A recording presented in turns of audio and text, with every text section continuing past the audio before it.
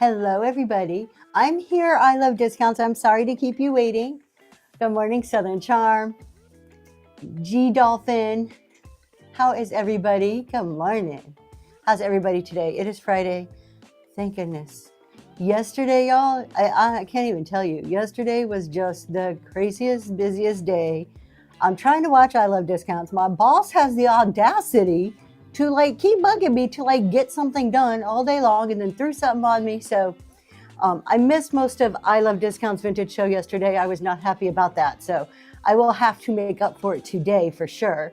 I know, so rude that he would expect me to work for my paycheck.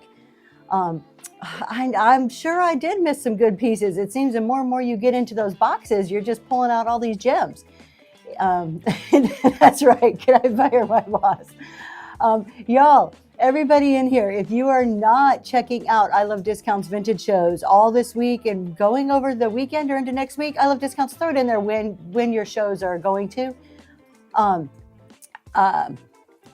you check it out. Normally they sell health and beauty, but they are doing a liquidation of some vintage merchandise that they had. And there are boxes and boxes and boxes. Let's see here. Let's just take a quick look. Well, their seller support is tomorrow morning, but 127 yard sale, keep scrolling. We're going to talk about Junk Jar Raid Train. Keep going. Nope. Okay, so is today your last vintage day? Nope, there we go. Next week. Picks it up next week. So anywhere you see that 127 yard sale, go check it out. $3 starts. I think it's reduced shipping, so can't go wrong. All right. So we have that coming up. There is so much good stuff coming up. We have a Southern Charm. I'm going to keep shouting you out and telling everybody about your great news. It's not my news. It's her news. But Southern Charm is going to be on Vintage Wars. She is one of our own. She is at just about every single one of my shows. I don't know if she's ever missed one of my shows. So that is the end of August, but you're going to hear me talking about it all month. So all of us can go and support her in Vintage Wars on August 23rd or 24th. I'm not sure. Check her out. I'm sure she already has her show scheduled. So we're going to do that. Oh, let's show it. The 23rd. There it is. We'll bring it up and show you. Vintage Wars. All right. So this is Miss Michelle, Southern Charm. So scroll down to Vintage Wars. There you go. Right there. 823 Vintage Wars. See where it has 40 bookmarks? Everybody go there and click on the bookmark. So Vintage Wars is hosted by the House of Coop, and this is for PS Love Y'all. I like your name. I say y'all a lot. And it is a show for people in the vintage decor category. I think they get 30-minute spots, and they compete to see who can sell the most items. It is a fast-paced, go show. They usually have 500 to 600 people in the shows, and there's just some amazing items. The sellers there always bring the heat, and it is super hard to get into that raid train. People send emails and wait for months to get in. So it is a highly desired spot on a raid train that is super popular. And a fun time. So definitely bookmark it. Good morning, Eye for Beauty. How are you today? All right. I gotta talk about a business screw up I made. And I'm doing okay. Yesterday was crazy. But today's good. We're going to talk about what's coming up, but I screwed up last week, and I just, not even like transparency, like, oh, I need to apologize and admit it. I want to talk about it as an example of we all screw up. As business owners, we all screw up. So in my bin, I started offering PDFs. These are not ChatGPT PDFs. These are ones that I am curating, writing myself. So last week I started with inventory, all about inventory. This week I have added all about accounting and tax. So they're in the shop. If you're interested, you can purchase those. But my screw up was, in my mind, I was anchored to a bias that nobody prints anything anymore. Everything is electronic. In my home, we don't print much. So in my head, this is what I'm thinking, and this is a bias that I had. So when I created this PDF, I created it only for looking on electronically. I'll tell you what, some people bought some in the last show. Immediately, right after the show ended, I realized how wrong I was and that I was, anchoring to a bias. People still print things. So what did I do? I had to, I changed. I made a black and white version, sent it back out to everybody. And it wasn't the issue of making it and sending it out. That was fine. And, you just pivot in business, right? We hear that all the time. It was the point that I'm making is sometimes we don't even realize as business owners that we will anchor to an idea. We'll do that with our products. We'll stick to something like everybody loves primitive spools. Everybody wants spools. Oh yeah, spools are primitive, but spools aren't as popular as they were 6 months ago. Maybe they'll come back in a couple of months and there's still a person here or there. Vintage has humbled you. I love discounts. See, and we do this with our products all the time. I just think last week was a very in my face example of it, which made me start thinking through things more. We can do it with our products. You can be like, oh, everybody loves AC/DC band t-shirts and that's what we're going to sell. Maybe they don't. You got to I'm just bringing it up for awareness. I'm sorry, what was that, my love? Oh, so it's all about pivoting, just switching, taking a look at yourself, knowing what your biases are, and being willing to really analyze yourself and recognize your biases. So kind of on that front, in an upcoming show, I will be talking about various biases that as resellers we tend to have that maybe we don't know about, just to bring some awareness and give us all something to think about. So with that, I have a couple more things to talk about. I do want to talk about the Create a Raid Train junk jar. Create a Raid Train junk jar. Y'all, Create a Junk Jar Raid Train coming up tomorrow. Myself, and thank you guys for your purchases. I appreciate that. I know I can't talk. Myself and Choco Dog 6 are the conductors of this train, and we have the most amazing group of sellers. This raid train is tomorrow morning from 9 a.m. to 12:30. Let's show you a quick, do you have something there to show everybody, honey? No, you don't have anything to show anybody. Okay, let's bring up Choco Dog real quick, because I do want to give her a shout out. She is a co-conductor with me. So we are going to be modding together all day. She has helped with all the setup, but we've worked together. She hasn't helped. We've worked together for all the setup. And she's a relatively new seller, maybe been around for a few months, and jumping on to do a raid train when you've only been around a few months is amazing. So there is Choco Dog's Miss Kim. This is her site here, and scroll down to that. Go to her shows and let's take a look at there it is right there, Create a Junk Jar Raid Train. So this is tomorrow morning. And Choco Dog is going to kick it off at 9 a.m.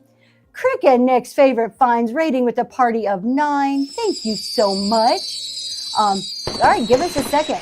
Crick and Nick, go ahead and put in the chat what you sell, when your next show is, and we're going to take a look at you really quick. We're going to come right back to the Create a Junk Jar Raid Train. We've been trying to do something different. When we get a raid, we really want to honor that raider. So first off, I'm going to start a giveaway in honor of the raid, just because we like giveaways. I'll show you what it is while my husband gets that going. And then we like to go and take a look at who our raiders are. All right, so you get some motivational cards, a little heart that you can plant and they'll grow into wildflowers, and a bookmark. So that is our giveaway right now, up and running. Thank you so much. Well, how was your show? X Forgotten Treasures, you have arrived. Yes, you have. You got it? All right. This is our raider, Crick and Nick's favorite finds. Thank you so much. So, Crick and Nick's, hopefully I'm saying that right. I know I used to slaughter it before, but it is My Daughters and I Love Vintage, Farmhouse, and Rusty Krusty, and they have some great shows. I love discounts. I will get to your questions and check them out. Tons of shows scheduled. So if you like what they sell, go over and give them a follow. You were with Chris. Thank you. Well, thank you for coming over. Please stay. My name is Tracy. This is Zoe's Treasures, and my husband Noel is behind the scenes running our cameras. Southern Charm, thank you so much for sharing. You didn't mean to put, okay, well, we're going to get to it. I still want to go back to Create a Junk Jar Raid Train tomorrow morning with Choco Dog, kicking it off at 9 o'clock. Then we have Southern Charm 7. I never say the 7, but Southern Charm 7 at 9:30. At 10 o'clock, we have Lake Erie Vintage. I'm telling you guys, this is the Cool Kids Club. Just saying. Daisy Lane at 10:30. I Love Discounts at 11. The Woven Basket at 11:30. A Reworker's Passion at noon.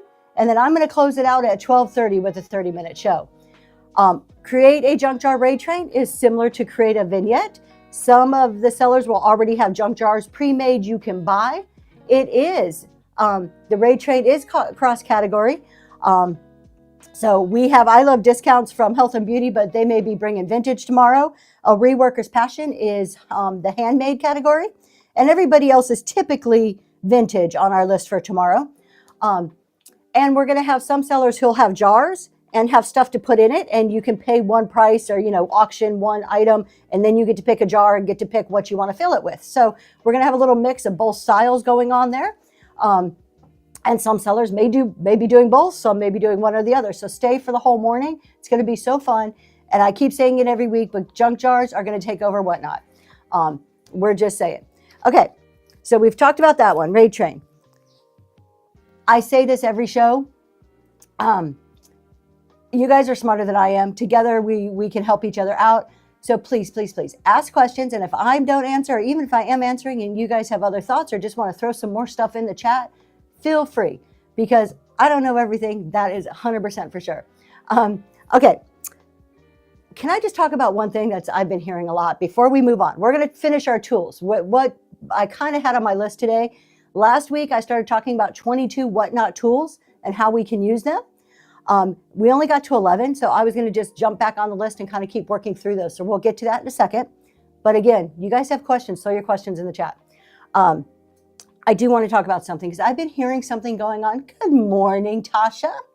I've been hearing something happening a lot on Whatnot. Good morning, Natural State of High. I did not see you come in. And this is really bugging me. And maybe it doesn't bug you. And if it doesn't, grab a cup of coffee, sit back and chill and ignore me for 2 or 3 minutes here. But I got to say it. You know what? Because, it's my talk show and I'm the one here. So I'm going to tell you what bugs me. And hopefully I don't go on a rant. I have been hearing a lot of people being way too transparent. I talk a lot about removing the barriers to buying and making it easier for your buyers to buy. And what does that do? It gives your buyer a good feeling, right? Well, I have been in quite a few shows where I hear somebody saying, oh, thank you for buying that. Or, oh, I bought all this inventory for $500. Or sorry, I bought all this inventory for $400 and I turned around and sold it on my show for $500. How does that make your buyers feel? Like I keep hearing this over and over. Do you all go into a store? Do you go into JCPenney's? I don't know. Does anybody shop at JCPenney's? I don't know. Target. Do you guys go into Target and when you're checking out? No, see, Eye for Beauty, exactly. And it doesn't leave you with a good feeling. Like you don't go into Target and you're checking out and they're like, oh, that's a great mug purchase. We only paid $1, but you just paid $18. They don't do that. It gives the buyer the ick. And I'm just hearing it so often. I just had to throw it out there. That's my Friday morning gripe for y'all right there. I'm glad you guys agree. I don't know. I don't want to call out anybody in particular. I've heard it a couple of times. I just think it's tacky, and that's my opinion. Now, saying that, I do believe. Good morning. Agree. Oh, our winner, Grandma's Attic. There we go. I got it. Grandma's Attic 82. Thank you so much for being in the show, and you won a bookmark and some little motivational cards heading your way. Exactly. Some parts of business are business. You got it, Natural State of High. There's all about transparency. And when I get into my tax and accounting shows, I share some numbers, but I don't give you all of my numbers, but I share numbers in order to make points or to help understand it. An example, that borders on braggadocious. Yes, it does. So I just think there's a level of transparency, like there's a line to your transparency. That's all. Okay. Whatnot tools. A humble brag. Yes. Before we go into Whatnot tools, I Love discounts had a question. My pet peeve is someone saying, this is so expensive. Oh, goodness, yes. Yeah, I agree. It's like they're trying to be like, you're not bidding enough, bid more. I think there's some validity in if you have a rare item that maybe a lot of people aren't familiar with. If I hold up a butter pat, pretty much everybody knows what a butter pat is and kind of knows a value of what they're going for, right? But sometimes you have something so unique and rare that you need to help kind of say, hey, this is like really super special. But all the time is so annoying. Totally get that. Tony should have totally got it. I don't think Tony was doing that in the vintage show. Okay. I Love Discounts asked, I think the question was something, how do you run vintage items faster? I don't think there's necessarily a fast way. Vintage sellers, please chime in. I find I can do 45 to 50 an hour if I'm keeping up a good pace. But the minute you start talking and paying attention to the chat, that slows down. So I wouldn't expect 45 to 50 to be a norm, because you want to engage with your chat. That's the fun part of Whatnot, right? Yeah, 50 an hour, I think is, you're talking, that's like a just slightly over a minute per item. You've got to describe. Vintage is slow because you have to describe the item. People want to know if there's chips or cracks, imperfections, all of that stuff, because they're not there to, feel it, smell it, the whole bit themselves. And see, I forbid you can't do it not properly. Yeah, I mean, I'm talking like if you were really doing a fast-paced show, we do some of those like Dollar Holler and the 10-minute shows. Vintage Wars is going to be really fast, but usually there the buyers know what they're getting into. So my husband's over here talking kind of at me at the same time, but he's saying too, a lot of times if you're running auction items longer, if you're doing 20 seconds, you can talk about it a little bit more. How many scans an hour is too much? Reclaim Vintage, you're not going to like my answer, and this is not against you. Any scan is too much, in my opinion. I do not like scan shows. I personally will not stay in a scan show. I know that sounds rude. Nope, let me take that back. I will stay in a scan show if they're selling while they're scanning. If somebody's going, hey, check this out. Oh, look, here's a bookend, a brass bookend. Let's go ahead and run it. Boom. Move it. Oh, check this out. This is a really cool vase. Let's go ahead and run it. Boom. I'll stay in those shows. But if somebody's scanning and saying, tell me what you want, what do you want me to show you, or just telling me about their items, there's a good majority of viewers that do not like that. But there's other viewers that do like it. So your tribe, you will find your tribe. I know that's cliche, but the people that enjoy that will all go to those shows. How do you handle when new people come in the room and ask for a scan? For me, I just say, I'm sorry, I do not scan.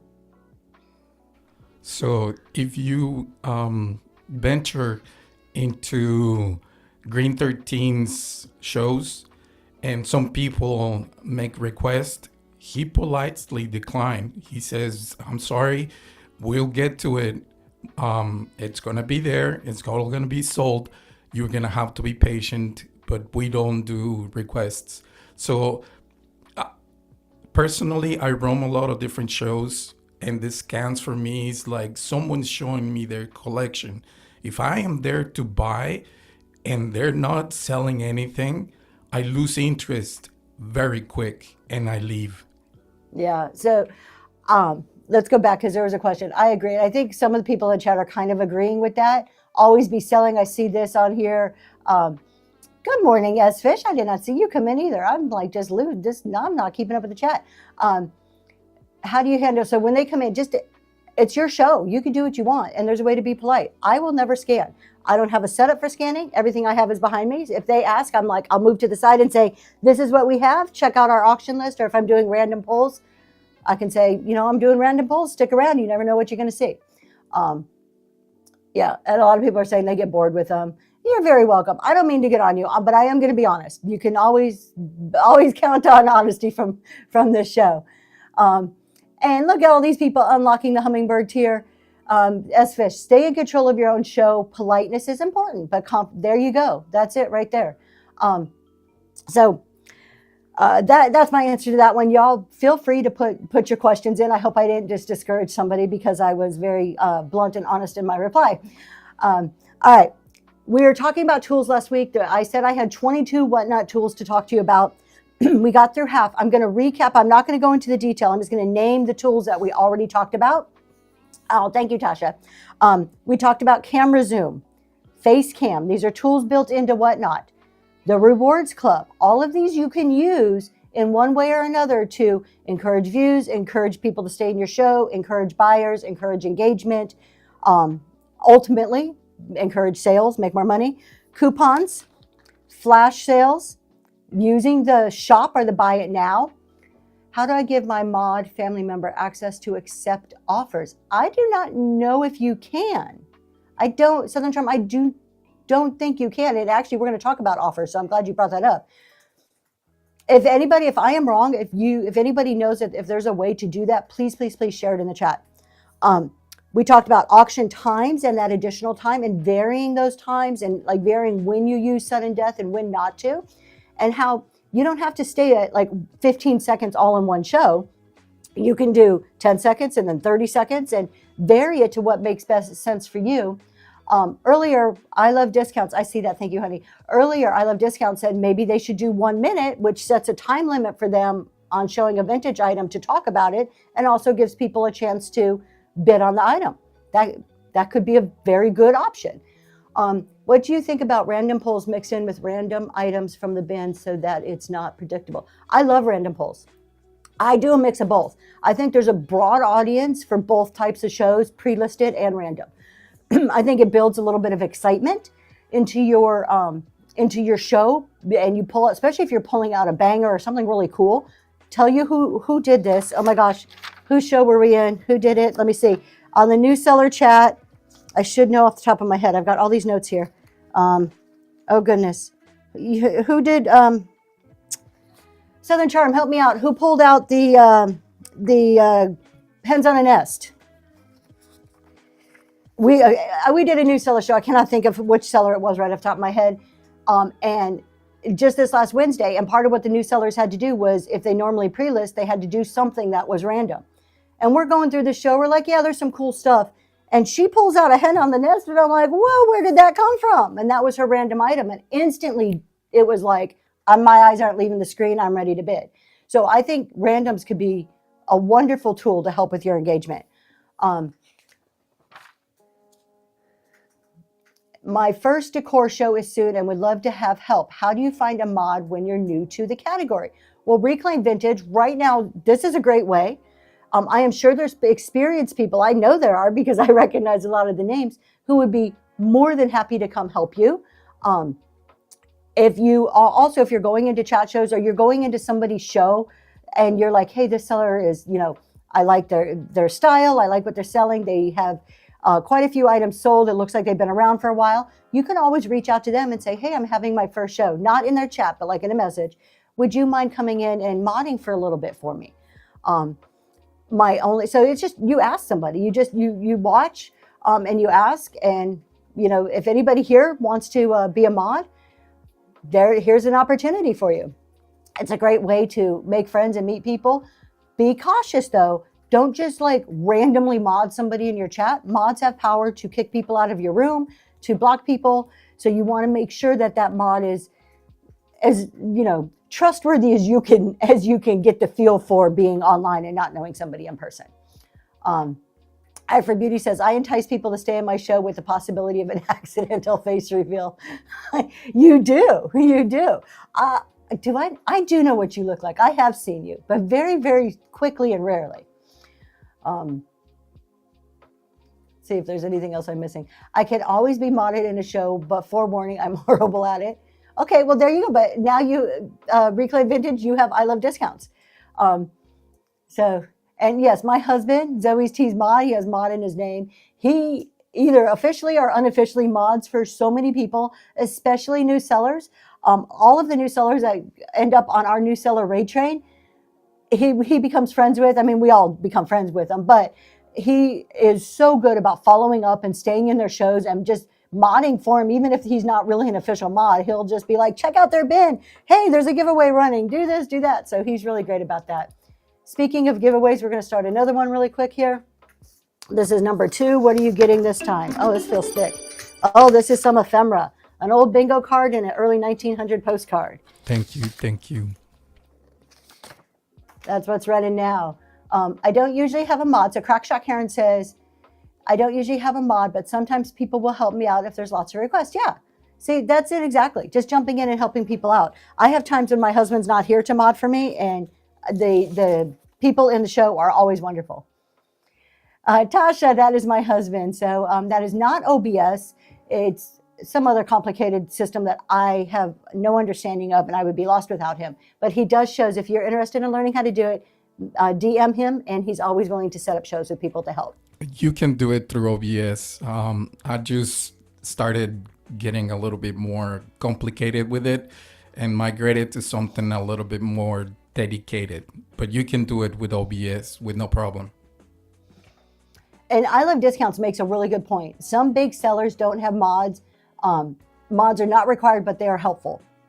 It's so true. We didn't, like, my husband wasn't, like, didn't even mod for me, probably for a whole year. The shows went just fine. And if you're honest with people, you're like, hey, I don't have a mod. I'm running solo here. If I missed something in the chat, please put it back in there. I'm trying to check as often as I can. People are so understanding. So yeah, it's not required. Don't think if you're a new seller that, oh, if I don't have this lined up, I can't do a show. Totally not true at all. So thank you for putting that in there. I Love Discounts.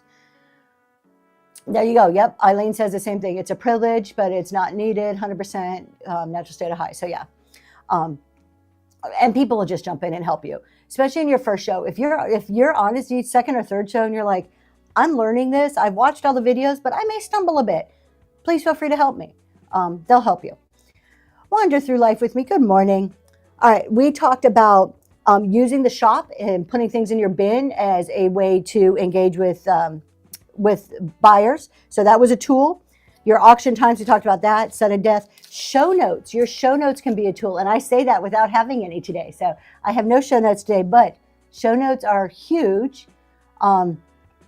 Using the chat. I don't like to call it chat. I like to call it my viewers, buyers, people in the room. Some people refer to chat as friends, but engaging with the chat is an amazing way to a tool that you can use. Your filters on your auction tab, and that's where we left off. So we talked about all the filters on the auction tab. So just a really quick recap. If you aren't aware, if you are a little bit newer, this side, you go down here to where it says store and you click on the store. It's going to bring up a list of items that I have in my store. Today is a chat show, so I don't really have that many in there, but in a normal show where people have listed stuff, there'll be stuff in the bin. The bin is another name, means the same as the store, so you'll hear that term a lot. Good morning, Extending Grace. And on the top of that list, there's a little filter button. You can filter by, title, when it was created, if it's new, if it's old, the price, the category, what buy format, is it auction or buy now format? I think you can even type in word searches. So it's a huge tool. If you're selling Christmas stuff, but it's July, but you have like 10 or 15 really cool Christmas items, you could tell people, hey, go in there and filter it, and everything starts with a C. I put Christmas in the title. You can go find that. Or I just put it in this morning. It's the newest stuff I've added. So it's a way as a seller that you can help guide your viewers and your buyers to what they may need. Also, if they've bought a couple of items and they have space in their box, you're doing reduced shipping. You talk about your reduced shipping and you say, I have a bunch of $2 items in my shop. You can go and search by price and see all those items, really quickly. So I'm going to, hold on, this is bothering me on the screen. We'll just leave it. Shop equals inventory, auction equals pre-bids, buy it now, immediate sales even when not live. Yes. Yeah, I would agree to that. We may use a slightly different terminology depending on who you're talking to, but yes, I do agree with that definition. Good summary there. Okay, so a new tool we haven't talked about yet, analytics. Everybody who's a seller here, and from a buyer, y'all, I'm talking to buyers and sellers. So if I'm not saying something from a buyer's perspective, put it in the chat. Some stuff are more leaning heavily on the seller side, some more on the buyer side.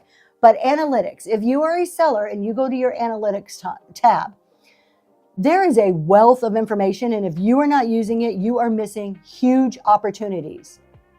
I do. So, okay, two things going on at once. Tony, thank you so much for being here. You won that giveaway. Congratulations. Coach Constance. Yes, I do. So I am a CPA. I'm currently licensed in the state of Maryland and Pennsylvania.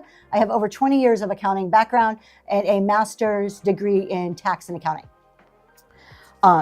So when this is going to come off so braggy, and I'm not trying to make it so braggy. The PDFs that I'm selling in the bin, they're curated information. I don't just type something into ChatGPT and let it pop something out. This is bits and pieces I've pulled. I am going to be completely transparent. It's not like I came up with these ideas. What's there is stuff that's come from the IRS website, accounting knowledge, so to various accounting sites. So it's nothing, it's stuff that I have pulled. I may have reworded stuff and wrote it to me what I think may be a simpler method. The formulas I put in, some of that stuff, they're not my formulas. These are all things that are tried and true in accounting. I just pulled the information together and put them in a PDF for you. But it also does come from some knowledge of being able to judge the information. And they're really what are in the bin right now. There's summaries of the information to kind of guide you and get you started on your way. They're good conversation starters for you to take to your bookkeeper or accountant also. So you have a little bit of base knowledge and kind of getting into that conversation and understanding what your CPA is saying. So that's where it's come from. I just tried to make things more in plain English. All right, so we were talking about analytics. Let's just high level. What are some of the stuff you see on your analytics page?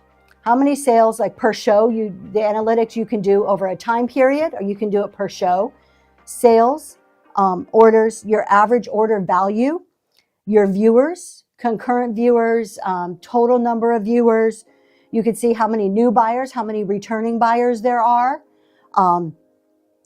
The show duration.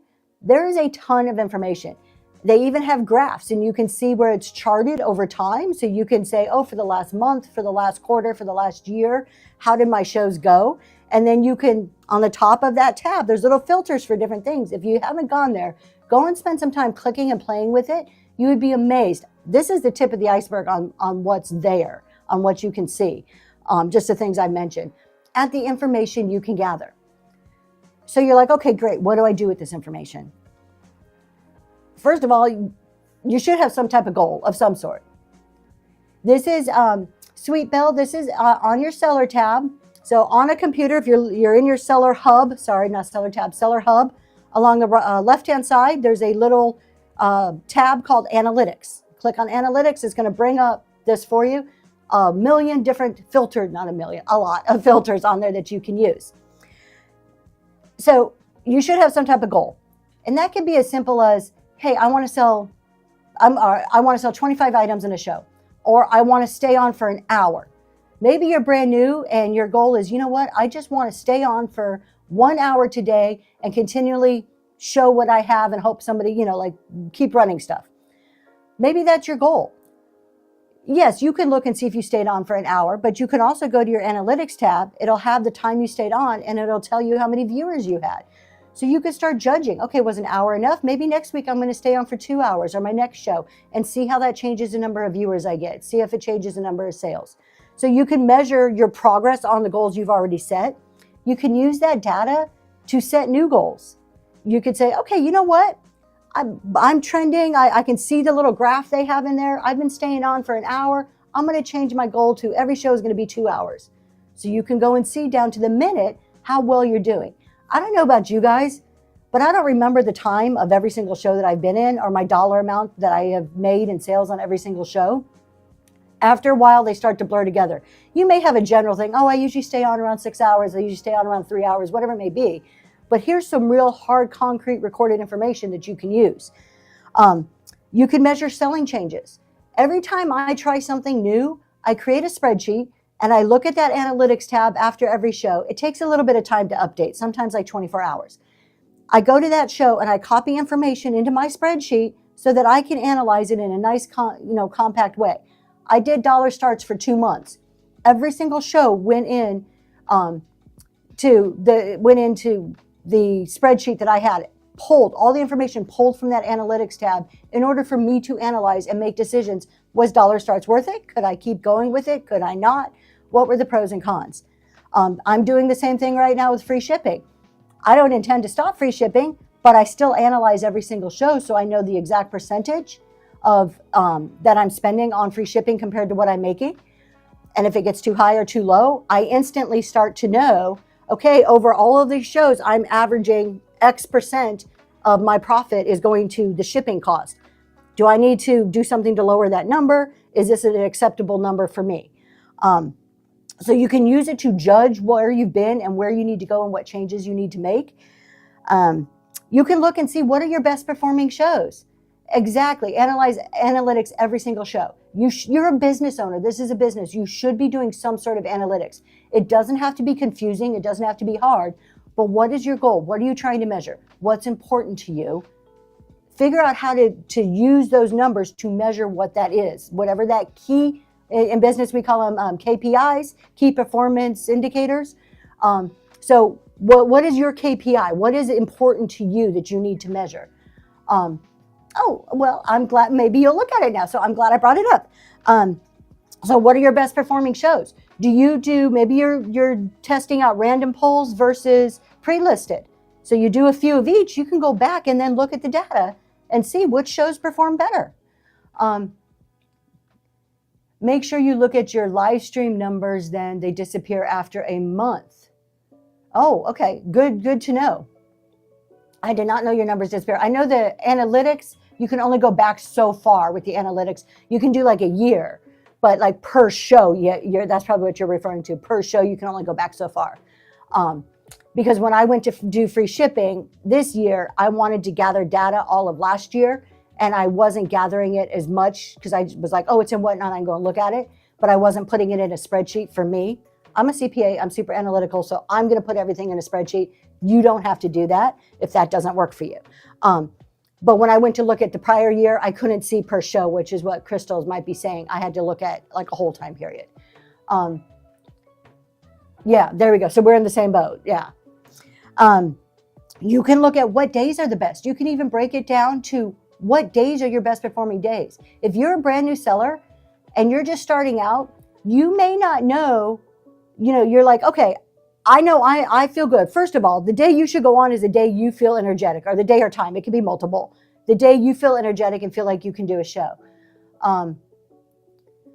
Coach, I'll be right back and read your question in 1 second. I'm going to get to it. I don't want you to think I'm ignoring you, because I'm not. So you're trying to figure out what days and times work best. It's a question I see in almost every single chat show. I'm new. What days and times are best for me? Try different ones. Go back and look at your analytics and see which ones are your best performing ones.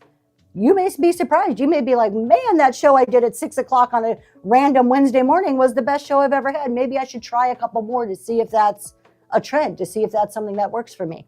Let me read this question, then we'll get back to analytics. I'm dating a relationship coach with you're a dating relationship with an LLC. What do you think of my store being about things, dating and relationship related things, and having it be a part of my biz?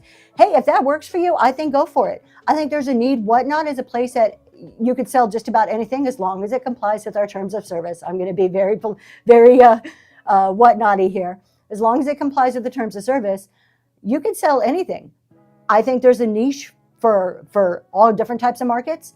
I would say go for it. Because it's so niche, though, I would expect it to be a little slower growth. I could be wrong. You could just take off and hit the sky instantly. I don't know I can't predict that. But I'm all for trying things in business. I am all for give it a try and then analyze it. And if it doesn't work, pivot. Maybe use that as part of it and sell some other stuff too.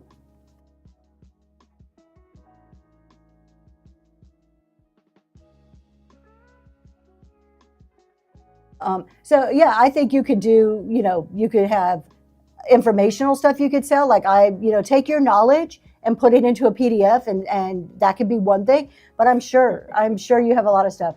Oh my God, yes, someone did pre-bid on my item there. I have no idea who did. I can't run it, but my God, I'm probably going to have to. Probably have to delete it and re-put it in just so somebody doesn't accidentally get charged that much money. Even though, hey, I could do that and have a good little vacation to the Bahamas, couldn't I? All right. I kind of think it was I Love Discounts, but okay. So we're talking about analytics. So what days are best? How about if you start doing coupons in your shows? Not only can you analyze coupons on the coupon page, you could see how many people claimed it and used it. I could have a house in the Bahamas. All right, whoever bid, I hope your bank account's up to date. We're about to run this. Oh, thank you, Crystals. I'll do that to take the pre-bid off, because I don't want to accidentally, not that I would run that, but I don't want to do that. I love Chubby Bucks. We all love Chubby Bucks. Side note, we're going to squirrel. If you guys don't know what Chubby Bucks are, I Love Discounts does Chubby Bucks. Every time they're rated, they will give away Chubby Bucks. So do a show. Next time you're in a show, if they're on, raid into them and find out what Chubby Bucks are. I'm not going to spoil the mystery. You need to raid them in order to find out. To wipe out a pre-bid, just change the price. Okay, I'm gonna have to do that. I couldn't win any. I couldn't win. Meaning, crystals, you guys, true story. Then we'll get back to analytics. True story. Me and my husband can go into shows. We have two. He's obviously Zoe's T's Mod. I'm Zoe's Treasures. So if you see us in there, you'll know who's who. We'll be in the same show and we may enter the giveaway. I never win. This guy wins everything. It's not fair. You go ahead and steal it. I encourage people. All right, analytics. I just want to give you a couple more things and we'll move on because I'm already 40 minutes in. I'm only on my first out of 10 more things to talk about. Here's some formulas. Now this may be like, okay, I'm not into math. I don't want formulas, but just let's hang out for a second. Let's just talk about some ways that you can take the numbers on your analytics and then use them to make some decisions. Oh, thank you, Southern Charm. It does. I just steal his giveaways. That's what I do. Yes. All right. How many of your viewers are you converting to buyers? Whatnot's not going to tell you that. Good morning, Mrs. Big Papa Pump. I have been selling on Whatnot almost 2 years now. What are we? We are in August. So I had my first show November of 23, and it bombed. And it was awful, and I got discouraged, and I tried another one in December. It bombed. I got discouraged. Finally got up enough, grit back in me to give it a really go in around January of 24, and have been at it ever since. So almost going on 2 years, almost. So how are you converting your viewers into buyers? How much? What % of people who are looking at your show are actually buying from you? Take the number of your concurrent viewers. Concurrent means a number at any one time. Right now, my concurrent number is 44. Whatnot will give you that number. Take your concurrent viewers and divide it by the number of items sold. If you have 100%, in theory, it means 100. Everybody in your show bought an item. You know that's not true because some people are buying multiple items. But if you have under 100%, you're not really converting most of those people in your room into buyers, right? I aim personally to around 175 is my goal. That means most people are buying more than one item. That's kind of my range. Now, these aren't going to be super scientific to the dot because concurrent numbers, I don't know Whatnot's formula to figure concurrent. Is it the highest concurrent number that I have during a show? Yep, and you sell more items than viewers in your room. So that means that most of your viewers are purchasing more than one item. So the higher that percentage is, the better. I'm just starting out and I only had one buyer in 3 shows. Keep at it. Don't give up. Sweetly Country, keep at it. I made one sale my first show, but I was so bad I didn't even realize I made the sale. This is how bad my first show was, y'all. Just putting it out there. I Love Discounts. My goal is around 175% is where I want to be at. If it's higher, wonderful. But if it's under 175, I'm thinking why. I start questioning myself and start saying, okay, what do I need to change? On average, hold on real quick. I want to go back to the Sweetly Country. I made one sale at my first show. I didn't make any more sales for quite a while. My first goal that I set for myself on Whatnot was to stay on for an hour. It didn't even have anything to do with no, it wasn't even stay on for an hour. It was about an hour. It was to show my items. I had about 25 items a show. I was going to show those at least 2 times. When I say show, I was going to run those items at least 2 times. That was my goal. I didn't even have a dollar goal because I suck so bad. Nobody was buying anything from me. Eventually, people started buying. That became, okay, I want to make $50 in a show. So your goals change as you grow. But I'm just saying that because it could take time. Not everybody rises to the top right at the beginning. For some of us, I'm one of them, it's a long, slow road. When you start a show, do you wait for people to come into the room to talk, or do you just start I start talking like I have 1 million people in my room. I forgot today. Usually, I start every show with, welcome to Zoe's Treasures. My name's Tracy. I'm here with my husband, Noel. He's behind the scenes around the camera. And then I start going for it. I start talking about what are we going to do that day. I start running items. People aren't just in your room. People are on the outside watching you. So as they're flipping through the thumbnails on those live tiles, you always have somebody watching you. And what are you doing? Well, you're fired. I'm just going to do it before Michelle does. You're fired. You always have somebody watching you, so always sell as people are watching you. Oh, your formula. Okay, extending grace. So your conversion from your viewers to your buyers, number of concurrent viewers, and you can get that from Whatnot, divided by the number of your items sold. Again, it's not going to be this exact scientific formula. It's close enough to give you some estimations. Another one. What did I write here? I put my notes. I can't even read my notes. Number of total viewers divided by, how many people are you, how many total viewers? So here's the second formula. How many total viewers, and this counts anybody coming through your show, are you turning into concurrent viewers? Because we all know if you look at your analytics, I may have 500 people watch my show today. Right now I have 45 who's actually wants to stick around and hear me run my mouth. So how many people traveling through your show are you turning into a concurrent viewer? So number of total viewers divided by your number of concurrent viewers is going to give you another percent. So these are just ways to start to measure. If my percent is really low, if I get 500 people checking out my show, but I'm only converting 10% of them into staying around, I need to step back and ask myself some hard questions. Am I engaging enough? Are my prices right? Is my product good? Is my lighting good? What's behind me? What's going on in my show? So it's just a way to start to guide your thinking and to analyze yourself, because we all should be doing that. Can your husband put the formulas on the screen? Yes, he can. Can you do that, honey? All right. He's doing that. And again, because I don't know how Whatnot comes up with their numbers, this isn't super scientific. Okay, so the first one is, this is how many you're converting into buyers. Number of concurrent viewers divided by your number of items sold. So that's your conversion. How many people are you converting into a buyer?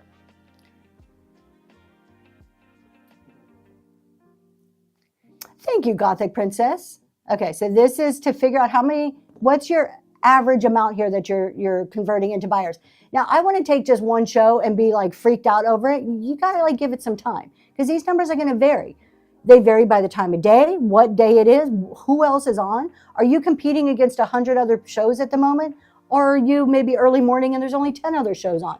So this is one piece of a big, large puzzle that you kind of got to pull together and look at that big picture and then make your decisions from.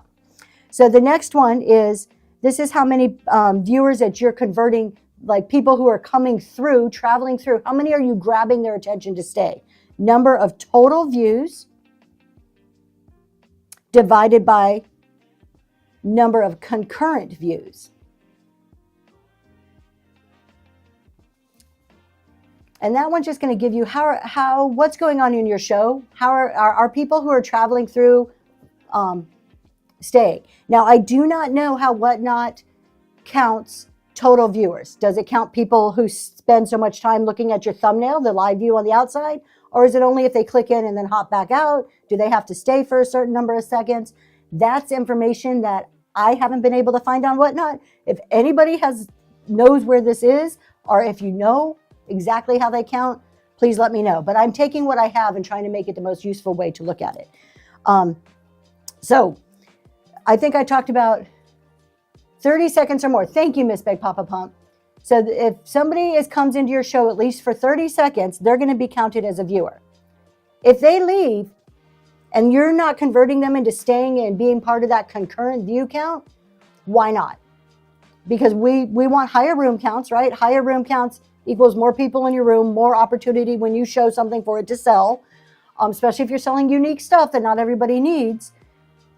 If I have 10 people versus 100 people, there's more chance in the 100 that somebody's going to need it. So one last thing on analytics before we move on. You know, it also tells you who your best customers are. Now, look, every customer is a good customer. I am thankful for each and every single sale, and I'm not saying I'm not. But we all know each one of us as sellers, once you kind of get established a bit, you have a core group. that core group keeps coming back and buying from you, this will tell you who they are. It'll tell you your top 10 dollar-wise and top 10 by number of items sold.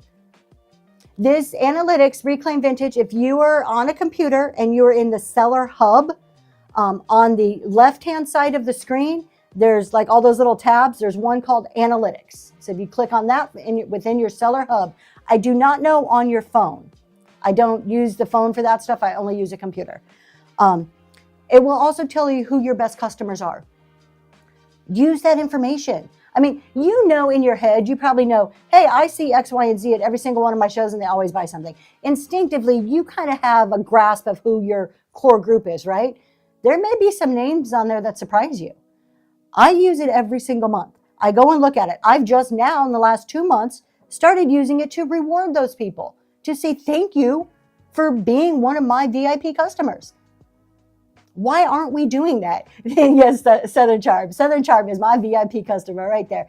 But no, I mean, like, look at this. You will have 10 people listed from dollar amounts and $10 or $10, 10 people listed on number of items purchased. Reward them in some fashion.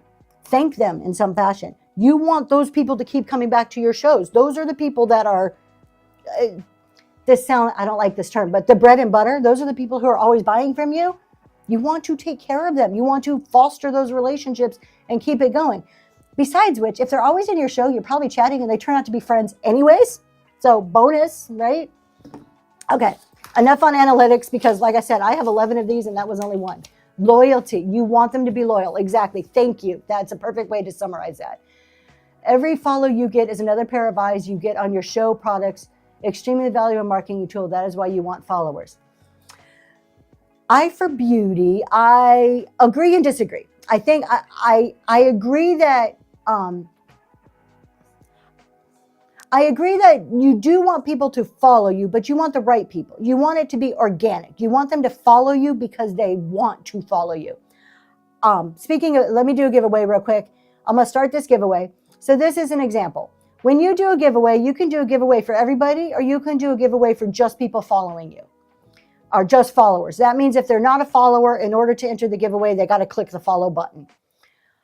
I don't want them to follow me because I'm giving something away. Let me show you what this is too real quick, because we're supposed to do that. Whatnot terms, you got to show what you're giving away. Oh, this is a cool one. This is a really cool owl postcard. These are like really thick and nice for framing. So I agree that I want people to follow me, and the more follow people who want to follow me and like what I have ultimately does do exactly what I for Beauty says.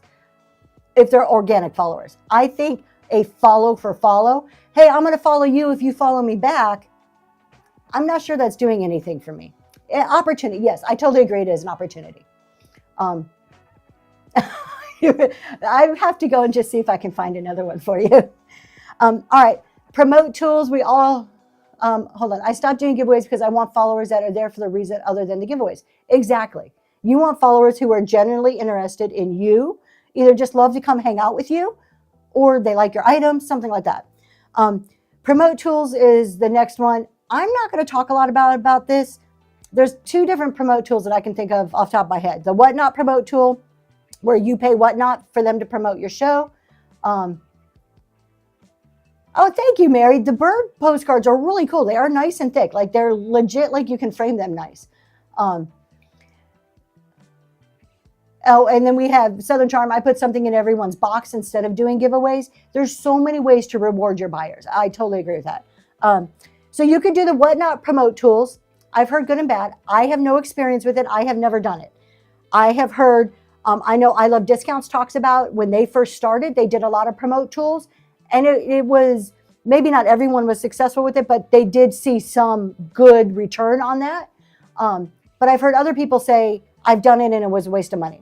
So that's something I would say you need to test for yourself on the Whatnot ones.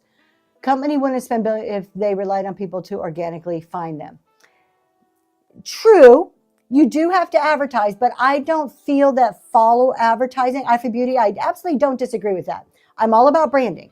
I think my advertising comes in the form of word of mouth, my thumbnails, me talking and going into other people's shows, talking about myself in a nice way, not in a braggy way. But I prefer that type of advertising than I do follow for follow advertising. And that's just me. That's just my opinion. The other type of promote tool you'll see are sponsored giveaways. So you can go into a lot of top seller shows and they'll say, hey, spend $10 or $15, whatever. They make up their own prices. Every seller gets to do it their way. Spend $10 and we're going to do a $5 gift card giveaway to the chat. And then during that time that giveaway is running, the seller will talk about you. That's a sponsored giveaway. I think they're pretty cool. Totally not against them. I go in, I've bought some from other sellers. I used to do them for myself.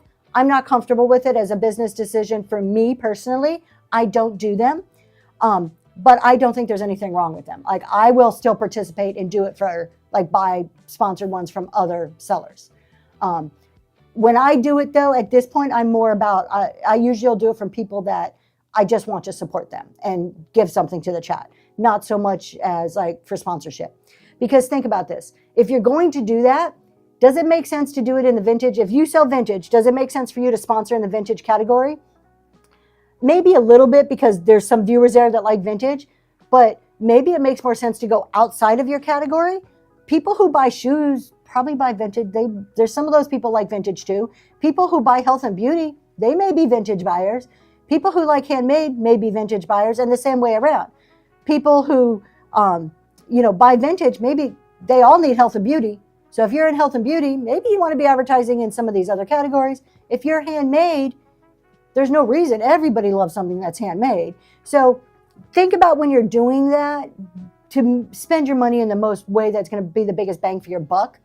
I think I'm going to do just potty giveaways in case I need to step. Oh, okay. Yeah. So do a giveaway and that's a good way to use a giveaway. We mentioned that no, I haven't. Giveaways are my next one. We're going to talk about that, but yes, giveaways are fine. If you need a break, if you got to use a bathroom, if you're running a 7-hour show, you need some nutrition and you need bathroom breaks. This is a great way to maybe keep people around. Absolutely. When others have promoted my show though, Whatnot option, it helped me more than when I did it. When others have promoted my show through the Whatnot option, it helped more than when I did it, but I also did it in the beginning and that might be different. Sweet Bill, you won that owl postcard. Congratulations. Thanks for being in the show. Pretty Southern Sales, you just made me think of another one. There is a promote button. Everybody can see this way. Nope, this way. I don't know, one of these directions. Which way? Over here, there's a promote button. I don't recommend doing that. That is just, if you're a buyer in my room and you want to promote my show and you click that button, that goes to Whatnot. And who knows what the outcome of that is? Like, really, who knows? If you're so inclined to spend money to do that, please buy one of my items or send me a tip. I don't ask for tips. I don't think you should. But I'm saying that money, if that money's just itching to get out of your wallet and come into my wallet, the promote way is not the way to do it. Or into any other seller's wallet. Giving them a tip or buying from them is the best way to support your sellers. So that is a good time. Yep, to sell it when you're doing giveaways is a great way to let sellers promote their shows. To send tips, I don't do a lot of tips, which I probably isn't good to say, but I buy a lot versus doing tips. I think you have to click on this. I think you click on the seller's name and there's a tip button. So if anybody else knows how to do that, can you help Tasha? I'm not 100% sure how to get to it. Thank you, Natural State of High. And this is what I mean. Boost or, oh, okay. So you click that button and then that goes to your tip. Okay. And this is what I mean. I don't know all the answers. We're all smarter together. So giveaways. So we had somebody mention giveaways. That is my next tool. Do them, don't do them, your choice. I'm doing them in this show because I enjoy doing them in this show. Speaking of, let's do another one. What do we have? Oh, we have another motivational cards, a little bookmark, and you can plant this and get some wildflowers. This is our next one. This is what giveaway number is it going? Number 4. But you can also see, I only do plain white giveaways in this show. Plain white because I can mail this for 70-something cents. I don't do big, expensive giveaways. I just like to do them because here they're fun. In my regular shows, I don't do giveaways. I give away free shipping. My money, I'd rather funnel the money into free shipping during those shows than I would giveaways. I thought the promote moves your show to the top. It is supposed to. M Lucky, it's supposed to put your show to the top. I've just heard, again, I've never used it. And I have heard good and bad from both sides. That is one of those tools I would suggest, if you're interested in it, try it, go back and analyze it. Was it worth it? I just can't, besides telling you both sides of it, I have talked to sellers that I trust, people, their opinions that I do value, who say it's wonderful. And I've talked to other ones, same thing, people I value, and they say, nah, it's a waste of your money. Boost icon. So here we go. Don't do the boost. You pay for 15 minutes. The seller can pay the same amount for an hour. There you go. I love discounts. So it costs the buyer more to do a boost. Boost icon, money with wings, is hit or miss. Sometimes it's there on the right and sometimes it's not. Interesting. I don't think I've ever noticed that. I'm going to look now. Now it's going to make me look. I have a lot of good feedback giving away obscure small card packs that I buy from other buy from other sellers, probably some PWE, inexpensive, and also supports sellers. Exactly. So Mrs. Big Papa Pump, I love that. You can buy stuff from other sellers very inexpensively and then use them as giveaways. I just like PWE just because I don't want to pay $4 you're already giving people something. To pay $4 for me is not worth it, especially in a show like this where I want to keep doing them back to back. That would cost me a lot of money. I'd rather funnel that money into giving lower priced items or free shipping or something along those lines. So that's kind of what I want to talk about on giveaways. It's up to you. Do them, don't do them. If you're new, they are not mandatory. Please, new sellers, do not think because you see a lot of people doing it that, oh, if I'm going to sell, I have to do a giveaway. There is no requirement under the sun, nothing in terms of service that says you have to do a giveaway. They are an expense to your business. Make sure you know that. This is costing you money. What is your business goals? Do you have a marketing budget? Because that's what it is. It's advertising marketing. Do you have a budget for that? If you don't have a budget for that, don't do it. If you're not making any money, but you're spending money on this, maybe that's not a good idea. A lot of people have said, except for a really outlier that's been occurring lately, a lot of people have said that when they have giveaway winners, that doesn't equate to those people becoming buyers. The percentage of people that you convert from a giveaway to a buyer is very low for most of us. I Love Discounts in their vintage shows has had some really unique results with that just in their vintage shows recently. But in a general rule, most people who win a giveaway do not become buyers. Maybe they become buyers in a future show, but again, this is one of those things you need to do and then analyze. Use your analytics. Do some shows without giveaways, see what your numbers are. Do some similar shows with giveaways. Go back and look at your analytics. I'm going to harp on that analytics page all day because I just think it's one of the best tools that you can use. All right, pricing. This is the next thing. Oh, wait. What is the top, though, if thousands of sellers are at the top? Exactly. Eye for Beauty, good point. I mean, the people who want to see me, who want to come to me are going to come to me. Like, do I want to be, when you open up your phone and you click on vintage, do I want my thumbnail to be that very first one? Yeah, obviously I do. That would be wonderful. But most people who want to see my show, my thumbnail's been there for a few weeks. I schedule shows out. They've bookmarked it. They're going to get notified about it. I'm not sure always being at the top is the best. And we talk more, yeah. So Mrs. Big Papa Pump, more about plain white envelopes. The best way to do, in my opinion, if you're doing giveaways, try to make them in a plain white envelope, but you do you. If you are new and do plain white giveaways, make sure you know how to set it up so that you don't get charged $4. 100% Crystal's vintage. Set them up right, because I've messed that up myself where I've thought, oh, I have this right. I did it on a plain white envelope show. So I was on a raid train for plain white envelope. I had my listed items set up wonderfully. They were perfect. But at the last minute, I thought, you know what? I better have a random listing just in case I have some extra time. I'm going to be prepared. And my random listing was not set up as plain white envelope. 50 Shades of Vintage, you won that giveaway. Congratulations. Thank you so much for being here. So make sure you set it up. I have fallen into that trap myself. Oh boy, I avoid promoted shows. Yeah, I do too. I don't like promoted shows. All right, the next tool number 15 out of 22, pricing. Before I talk about pricing, let's run another giveaway. Let's see what it is. This is some more ephemera. Bingo card and a postcard. This one isn't as thick as the bird ones, but it's pretty. This is number 5. All right. Pricing. Your pricing is a tool. How you price things is a tool for your buyers, right? Dollar starts. We all know dollar starts. If you're a brand new seller, do not start out with dollar. I mean, you can, up to you. Don't start with dollar unless you're willing to sell those things at $1. You're going to hear everybody say that. This is what happens. I've fallen victim to this myself.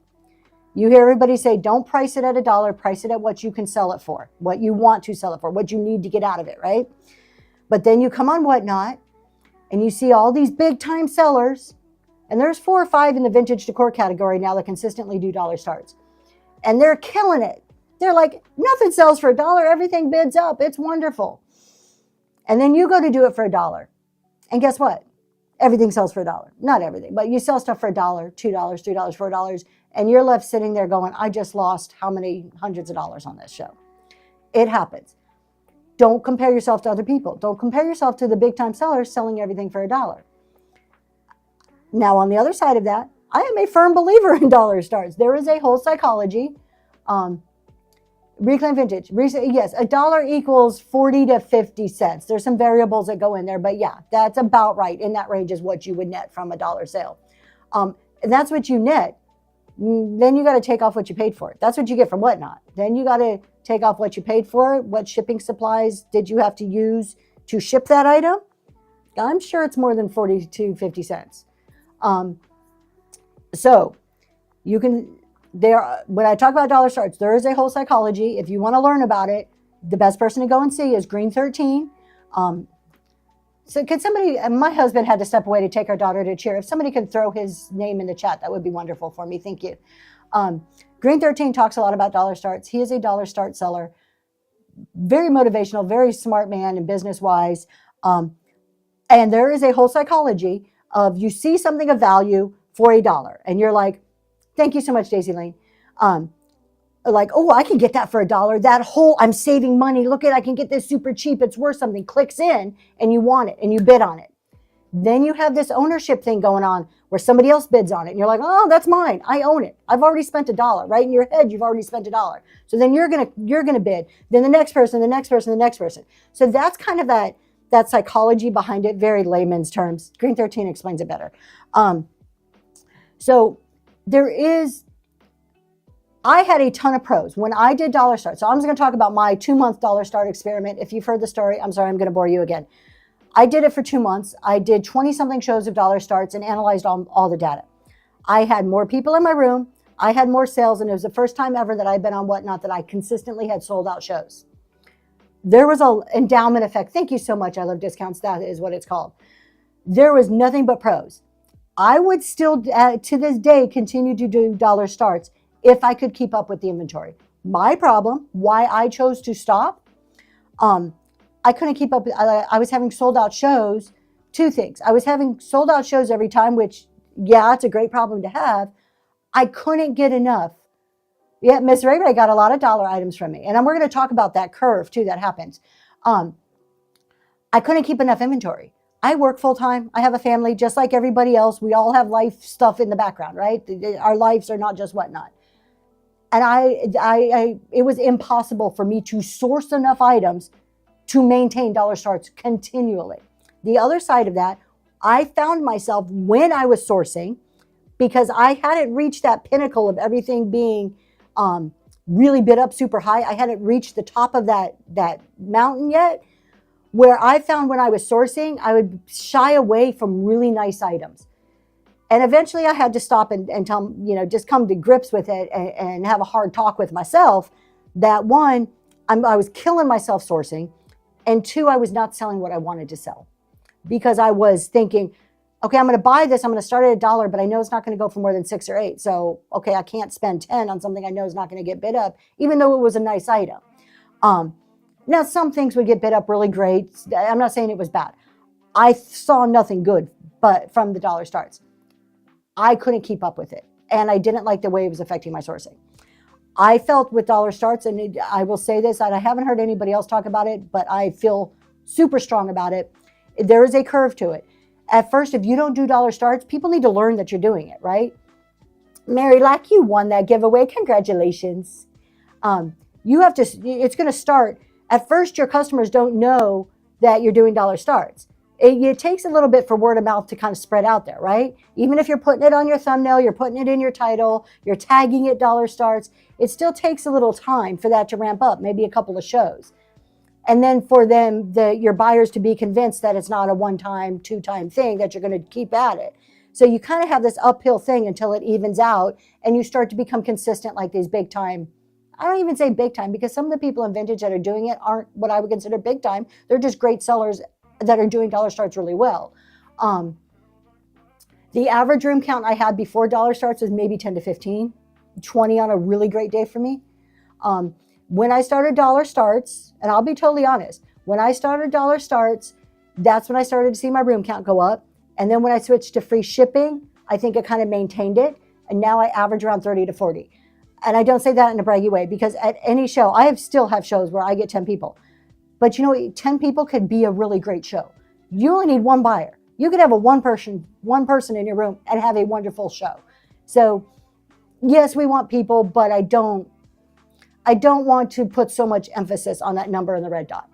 I personally try not to look at it too much during the show because it freaks me out and I get caught up in it and it gets in my head. And so I try not to look at it. Doesn't mean I'm always successful in not looking, but I try not to as a rule of thumb. So it can be a tool. You can use dollar starts for a tool and it doesn't have to be $1. Right now, I Love Discounts is doing $3 starts on all their vintage.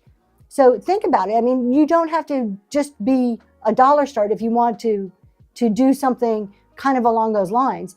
Travelers Antiques, they sell in estates. They do $5. Everything is $5. Love Point Farms does $4. Everything is $4. You need at least 2 for dollar starts to be good. You need at least 2 people that want that item for them to bid against each other. Yep. I Love Discounts does dollar starts in their health and beauty all the time. Bottom line, I love them. I think they're great as a buyer and a seller. But you got to do it. You have to consider all the factors and don't expect for it to be successful right out the gate. Make sure you have some backup. Make sure you have some cushion. I'm going to be super transparent here. I have a full-time job that pays me pretty decently and I pay my bills with it. Whatnot is extra for me. Whatnot is my money I pay for my daughter's cheer. We put in our savings. I get to, build a business for when I retire. I am laying the foundation now for years in the future. I had a safety net. Whatnot does not pay my mortgage.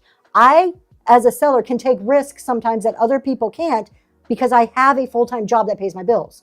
Not everybody is in that boat, and I realize that fact. So please make sure you're considering your situation before you take huge, huge risks. Let's see. Did whole show of $2 starts. So Mary Lack did a whole show of $2 starts just to clear out some inventory and craft supplies, and I was about to donate anyways. There you go. And that's a great way to start too. If you're maybe like doing the clearance type shows, the clear out shows, I've noticed my spending budget is being allocated to I Love Discounts.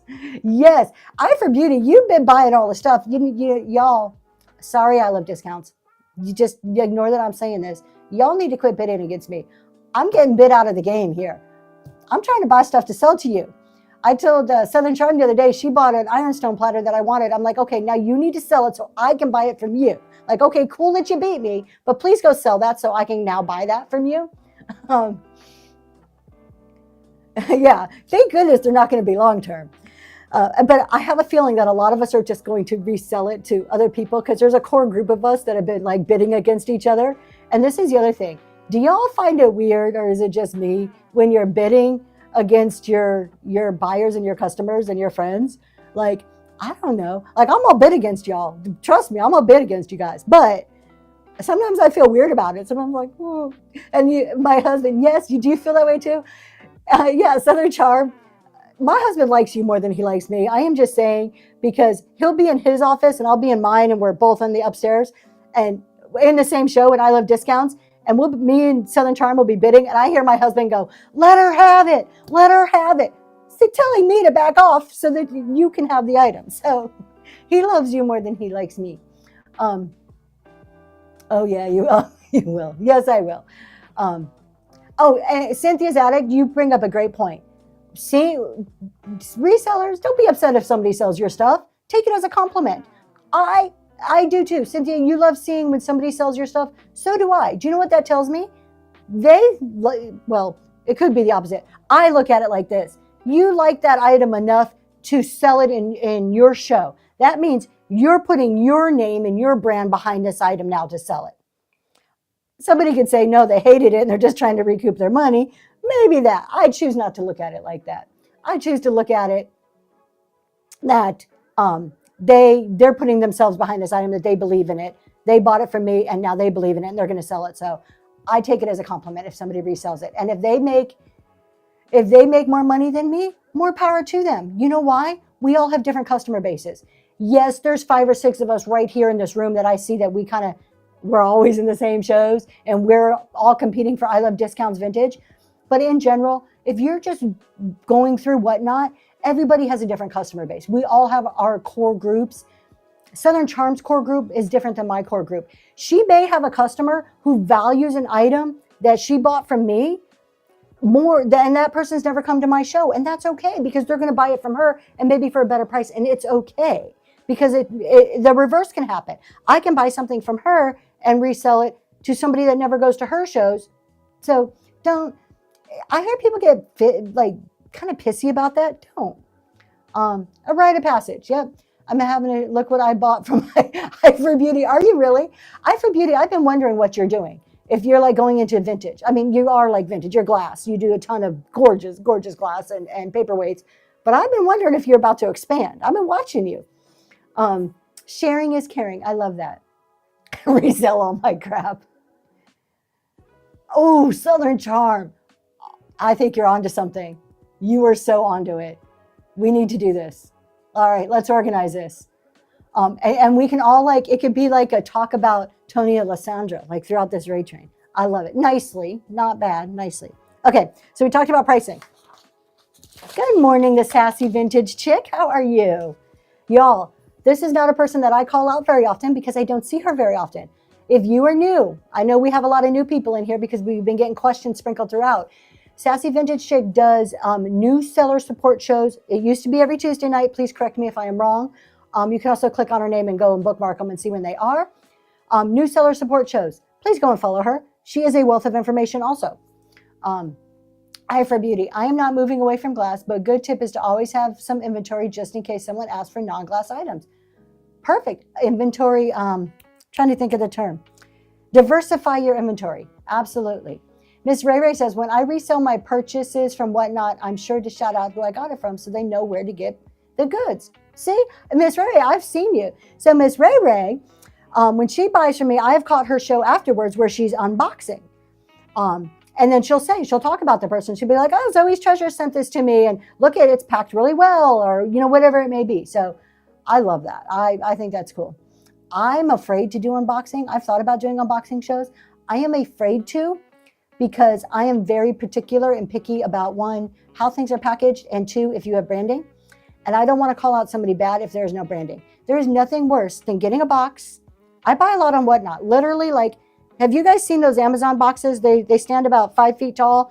They open up and they drop the Amazon or UPS, whatever, drops your packages in there and they're locked. And then you go and open it. I have one of those on my front porch because we buy so much. I'm afraid to do an unboxing because if I don't know who it's from, if it says Joe Smith and I'm like, who in the heck is Joe Smith? I do not know any username by the name of Joe Smith. And then I open up your box and there's nothing in there to tell me who you are on Whatnot.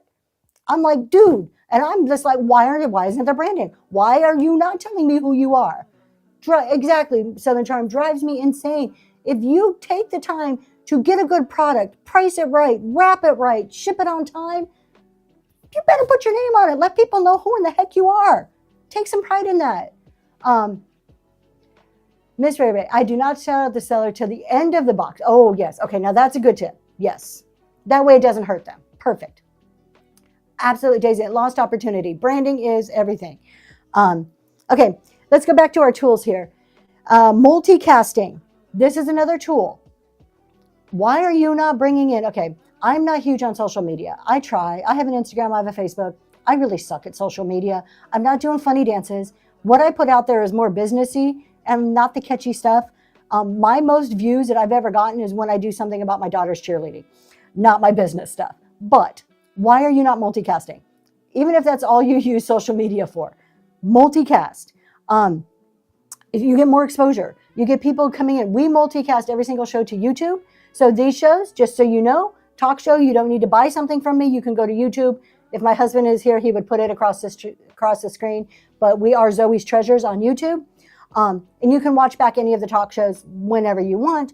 But we do our regular shows. I doubt people are going to see me sell vintage on YouTube. They're probably like, who is this crazy lady, right? But just in case it's there, right? More benefits to your viewers as far as chat shows. I love to be able to tell you guys, you don't need to buy something, you can go see it. There are other chat shows, and I'm not saying this in a negative way, but they're not multicasting to YouTube. And I'm like, why not? Why not? Why make somebody have to buy a sticker to watch your show? Just multicast. Like, it's not hard. Now I say it's not hard. My husband sets it up for me, but I really don't think it is hard. I can't get my Facebook to multicast neither. I can't, because I think you have to have so many views, so many like followers on Facebook before it hooks up. And I am not popular on social media. I have more formulas for analytics. Those are the only two that I wrote down in front of me. Crystal's vintage collection, but I will bring more. So I will bring more. Also in my PDFs, the inventory one has inventory analytics. There's like 5 formulas in the inventory one. And then I'm going to be doing more on financial statements. So next week I'll be adding a financial statement PDF. So how to create and understand an income statement and a balance sheet. And that will also include formulas to like analyze those 2 financial statements. What are the best practices and how do you go about selling PDFs? I'm going to be honest with you, Coach Constance. I just started selling these, and it's not even like they're $5. To me, that's not too expensive for the time that I put into it. And then I do email them out to you. I create the PDF, and then I will email one to you, and I put it in there. Now, here's my pet peeve. And I don't say this self-serving, but my pet peeve is don't create a PDF that you just got from ChatGPT. Don't go to ChatGPT and just create, like, say, tell me how to make sales on whatnot, and then copy what they say and put it into a PDF and change a word or two. I don't know. I feel it's cheating your buyer. I just do. The personal opinion. I think if you're going to do it, use whatever area of expertise you have. You're not going to see PDFs that I do that are going to be, I may do whatnot tools here just because I've done this show. I don't know yet. I haven't quite decided. I had a request for it. We'll see. But I do mine based on my expertise, based on my years of accounting and being a CPA, because I feel that's what I have value that I can bring. So it's just my personal opinion. If you're going to do a PDF, it should be from some expertise that you have and you curate into information that could be useful to somebody. Personal opinion. New topic for a future show, how to understand your analytics. So we're just kind of talking about that a bit, but yeah, I can do a whole show on analytics. Heck, I could talk for days on analytics. I use TikTok a lot, and I pin referral links, and this week got money for referring sellers. There you go, Sassy Vintage Chick. I don't use TikTok, but I think everybody but me does. So wonderful tool, absolutely.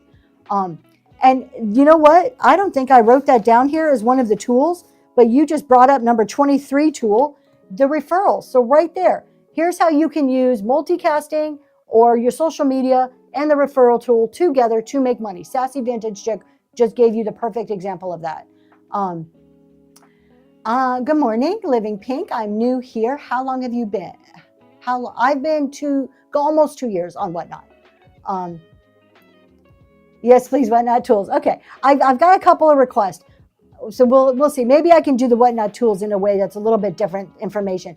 I don't personally, just my thing, I don't want to just go to Whatnot Help and copy over stuff into a PDF and charge you for it. It's already free to you. Why are you going to pay for it? So I got to think about the way to do it where I feel that I'm giving you new or different perspective on this information. Definitely not ChatGPT. I have many already created. I don't understand delivery on Whatnot and also Whatnot rules for them. You're allowed to do them, but you have to mail them something. So if you sell a PDF, I mean, you have the choice. You can print it. It's going to cost you a lot of paper and ink and mail that to them, or you mail them a sticker or a thank you note. Make sure you disclose in your description. I think I did mine right, where I disclosed that you will, if you buy one, you get a sticker in the mail, and then I'm going to email you the PDF. Now that I have to create a PDF for my show, never thought of that. There you go. Crystal Vintage, you would be a great one. You guys, Crystal Vintage, if you need to know how to upload your inventory, use CSV files. Hopefully I'm saying that right. I always mess it up. She has talk shows. Go click on her name and check her out. She has talk shows on a lot of that, like all the click stuff and how to import things. And they're super informative. All right, let's see. Tony and I have talked about it for a while. I never have made time for it. Okay. Every Friday. So her shows are every Friday. So today, go check them out. All right. The next, so we talked about multicast. The other thing on multicasting, and I've heard another seller say this, so this is not my original idea. If you're already multicasting, you have a video of your whole show. You can take little clips and use that for your social media. So you already have a video, grab 10 seconds of it, and now you have a social media post that you don't really have to do a lot of work for. You have videos at your disposal to use. So I thought that was a great idea when I heard that. Okay, sharing the show, sharing your show, clicking that little share button on this side, that's a tool, even if you don't share it. Now, my husband's like, don't tell nobody not to share the show. Okay, but one, you can share the show to your social media, which is amazing. Before your show, before every show, if you're utilizing social media, you should be clicking that button and sharing that link over to social media. You can drive interest in your shows by doing that. Share it to people you know. Do not spam whatnot messages with your shared show. People will just not go. I'm telling you, there's nothing wrong with sharing a show if you're friends with somebody and you're like, hey, I know you like, Butter Pats, and I see the show as Butter Pats, go check it out, or something like that. But if you don't know the person and you're just spamming them, don't do that. Can whatnot recording be downloaded? I don't know. That's a good question. I do not know if your shows that you have access to can be downloaded. If anybody else knows, please answer that. Oh, yes, it can. Thank you. Thank you, Tasha. Yes, it can. We actually record ours on our own server. So mine will record everything you see in the show. So I can actually see the price on the bottom, who's bidding, all of the chat. So we just use that for our personal use. If I am packing and need to go back and reference something, I have my complete show recorded just as it happened on our own server. So that's an idea for you if you have the equipment to do that. But sharing your show is great use to use it with social media. But you do know, if you click on share the show down that way, and you go to copy, like you're just copying the link, and you can go to text it to somebody, even if you don't text it, it shows that you shared the show in the chat. Sometimes just that simple act, like I call it like a simple act of love, for a new seller can mean the world. If you are in a new seller show, first, second, third show, whatever, it could be their 10th show, and they're struggling, and they're like, you see it. Sometimes you see the visible, like they're getting discouraged. Share the show, give them a compliment, and share the show, even if you're not sending it to anybody, or send it to your spouse and then tell your spouse, hey, you don't have to go there, but this seller needed some encouragement. That's a wonderful way to encourage somebody. Hi guys, welcome in. Sorry, I was gone for a minute. I think I owe this. So here we go. Oh, yes. Thank you. The Sassy Vintage Chick. I called her out earlier. You guys, here's her chat shows right here. Look at this. How to get to 1K sales. There you go. That's one of the $1 million questions right there. That's tonight. So go check her out. And she sells stuff too. Okay. Thank you, honey. Tap the screen. Yes. And you can use this for engagement. I Love Discounts has been doing this. Thank you for the purchase from the bin. I Love Discounts has been doing this, and I love it. Tap the screen if you love vintage. And people are blah, blah, blah, blah, and all the hearts are going up. Wonderful. Too bad they took away our hot dogs. I like the hot dogs that we had, but we're back to hearts. Thank you, Sassy Vintage Chick. Come on in any morning. You're always welcome. Yeah, and it works, yeah. So tap the screen. Hey, I'm selling coffee mugs today. Tap the screen if you like coffee mugs. That's engagement, right? And here's the second one. Crystal's Vintage. Okay, so we missed this one too. So Crystal's Vintage does talk shows. Today was the one, CSV. CSV, I got it right. There you go, right there, 7 o'clock. It's coming up in military time, which confuses the crap out of me. 7 p.m., right there. And Crystal's Vintage is a relatively new seller on here, a few months. But she's very smart. Okay, I'm gonna sidetrack. When you guys are watching talk shows, mine included, it is up to you to use your own knowledge, your own judgment on whether that person's full of crap. If you think I'm full of crap, that's okay. That's your right. As is with going to any other show. I was in a show last night with a new seller who has sold 18 items and they were having a talk show.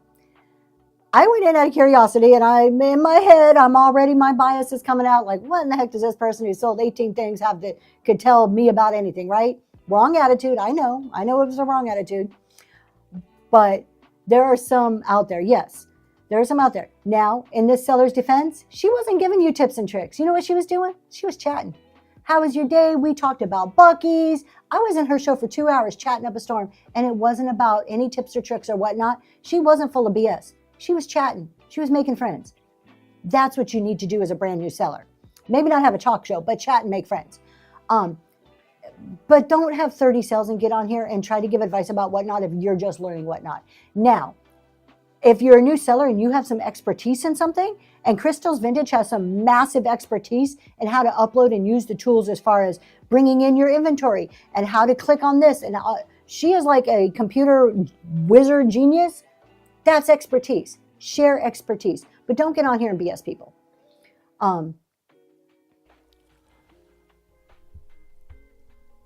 Coach Constance, no, I don't use Ecamm. You could possibly use Ecamm with your iOS devices and possibly Android, but because of the complexity that this has grown, we upgraded a little bit more than that. So I have, let me see if I can do this. He has all kinds of crazy stuff that I don't understand. And y'all, Here we go. Okay. Good morning, Afton's Vintage Nest. Give me 1 second. Yes. And I don't know what he's doing. 1 second, honey. 1 second. I'm coming. I need someone to talk. I need someone to do a talk show about all the cool vintage glass items. Hint, hint. Eye for beauty. Hint, hint. There you go. Here we go. All right. So, good morning. Here you go. There's my handsome husband. So, let me show you a little bit on Yes, the mess side. Bill Oops. would. Hold on. Don't show. Why are you showing them the mess and my floor? I haven't vacuumed in forever. This is taking a mind on its own. Hold on.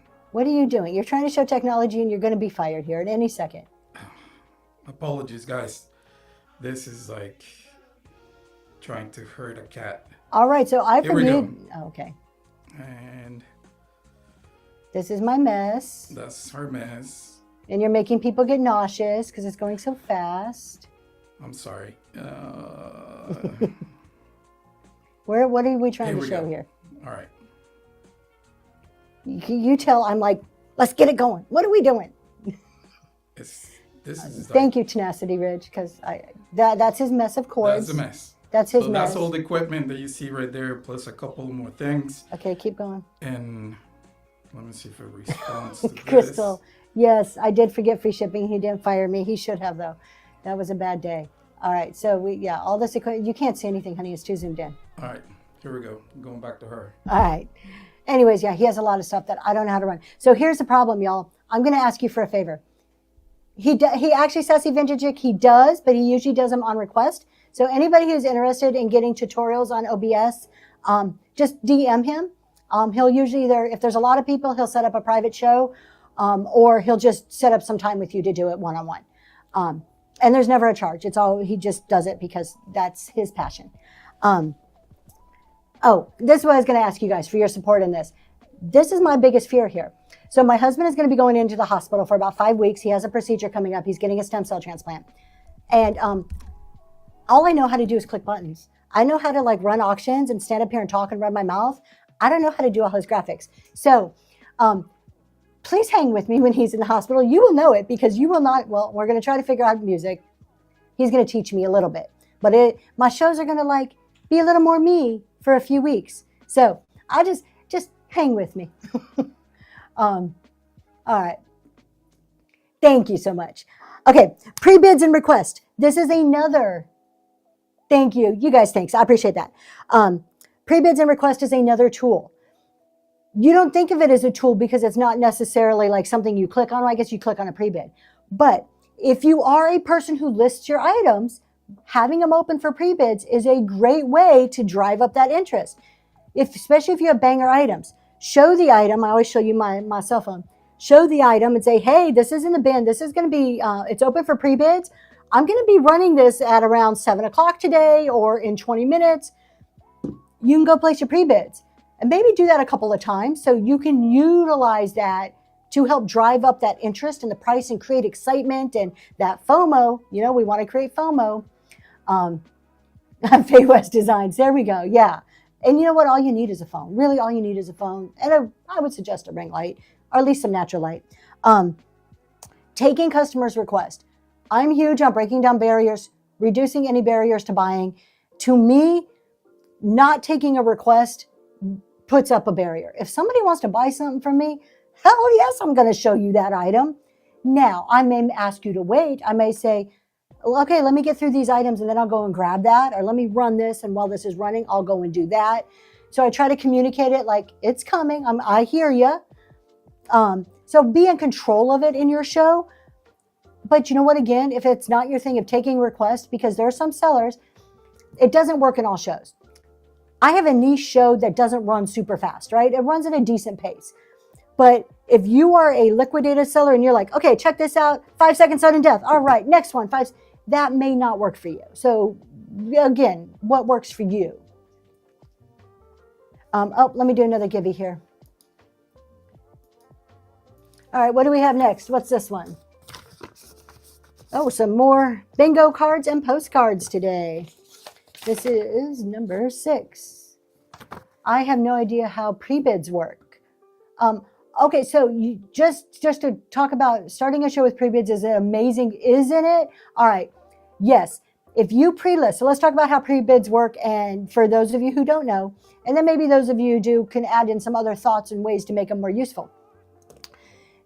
If you pre-list your items, so you're in your auction tab, you see all the auctions items listed. Before you even get to that point, when you set up a show, there is a button down towards the bottom of setting up your show that says enable pre-bids or disable pre-bids. I think it says disable. You want it off. You want to keep pre-bids open for people to do. So never disable them, okay? Unless it's a specific like grade train requirement or something, which is really rare. But I think Whatnot should just take the button away. Personal opinion. Anyway, so make sure that is not disabled. When you set up in your show settings, I think you can also go into edit. If you already set up your show, you could go into edit and also change that setting at any time. Then you list your items. So you have your items in your auction tab. At any point in time before the show, when you're on your social media bragging about your show, hey, everybody, come check me out. I'm doing this awesome vintage show or this awesome clothing show, blah, blah, blah. People can go into your show ahead of time, click on pre-bid, and if you have a starting bid of $5, say, I want my starting bid to be $5. Or if they really like it, they can be like, I'm going to do a custom bid of $20 so that I'm going to make sure to win this item. Then when the show starts, you're a seller, you're running the show. I mean, to see people are already interested in your items, one, yes, Crystal's Vintage was right. It feels so good. It's so encouraging to start a show and see 2, 3, 4 pre-bids on there. You're like, oh, okay, at least I know I'm going to make a few sales today, right? At least there's some interest in my stuff. Because let's face it, as a seller, isn't that in the back of your head? Isn't there always some like, ooh, what if they don't like it, right? We all go through some feelings of that. So to see pre-bids gives you some comfort and maybe some confidence going into your show. And making sure that your item is assigned to the show. When you put it in your inventory, make sure it's in the show, so it's in your auction tab. So then when you run it as a seller, you're like, okay, now we're going to do our pre-bids, and you click that item. If somebody pre-bids on it, it's automatically going to show their name, starts with a bid. And more than one person could pre-bid. It could be multiple people if it's a popular item. If nobody else in the show bids on it, the person who put the pre-bid in wins it, whether they're there or not. They won that item. Or other people can pre-bid. So let's see. We have some comments here. Let me talk about pre-bids. Do pre-bid peeps need to be present? They do not. So we just talked about they do not. They can still win it without being present. Be sure to check your shows if you're pre-listing. You may lose pre-bids if you change the show. You can change the show. You can edit your show date. So if you have pre-bids, you can edit your show date, but you can't edit that item the pre-bid is on.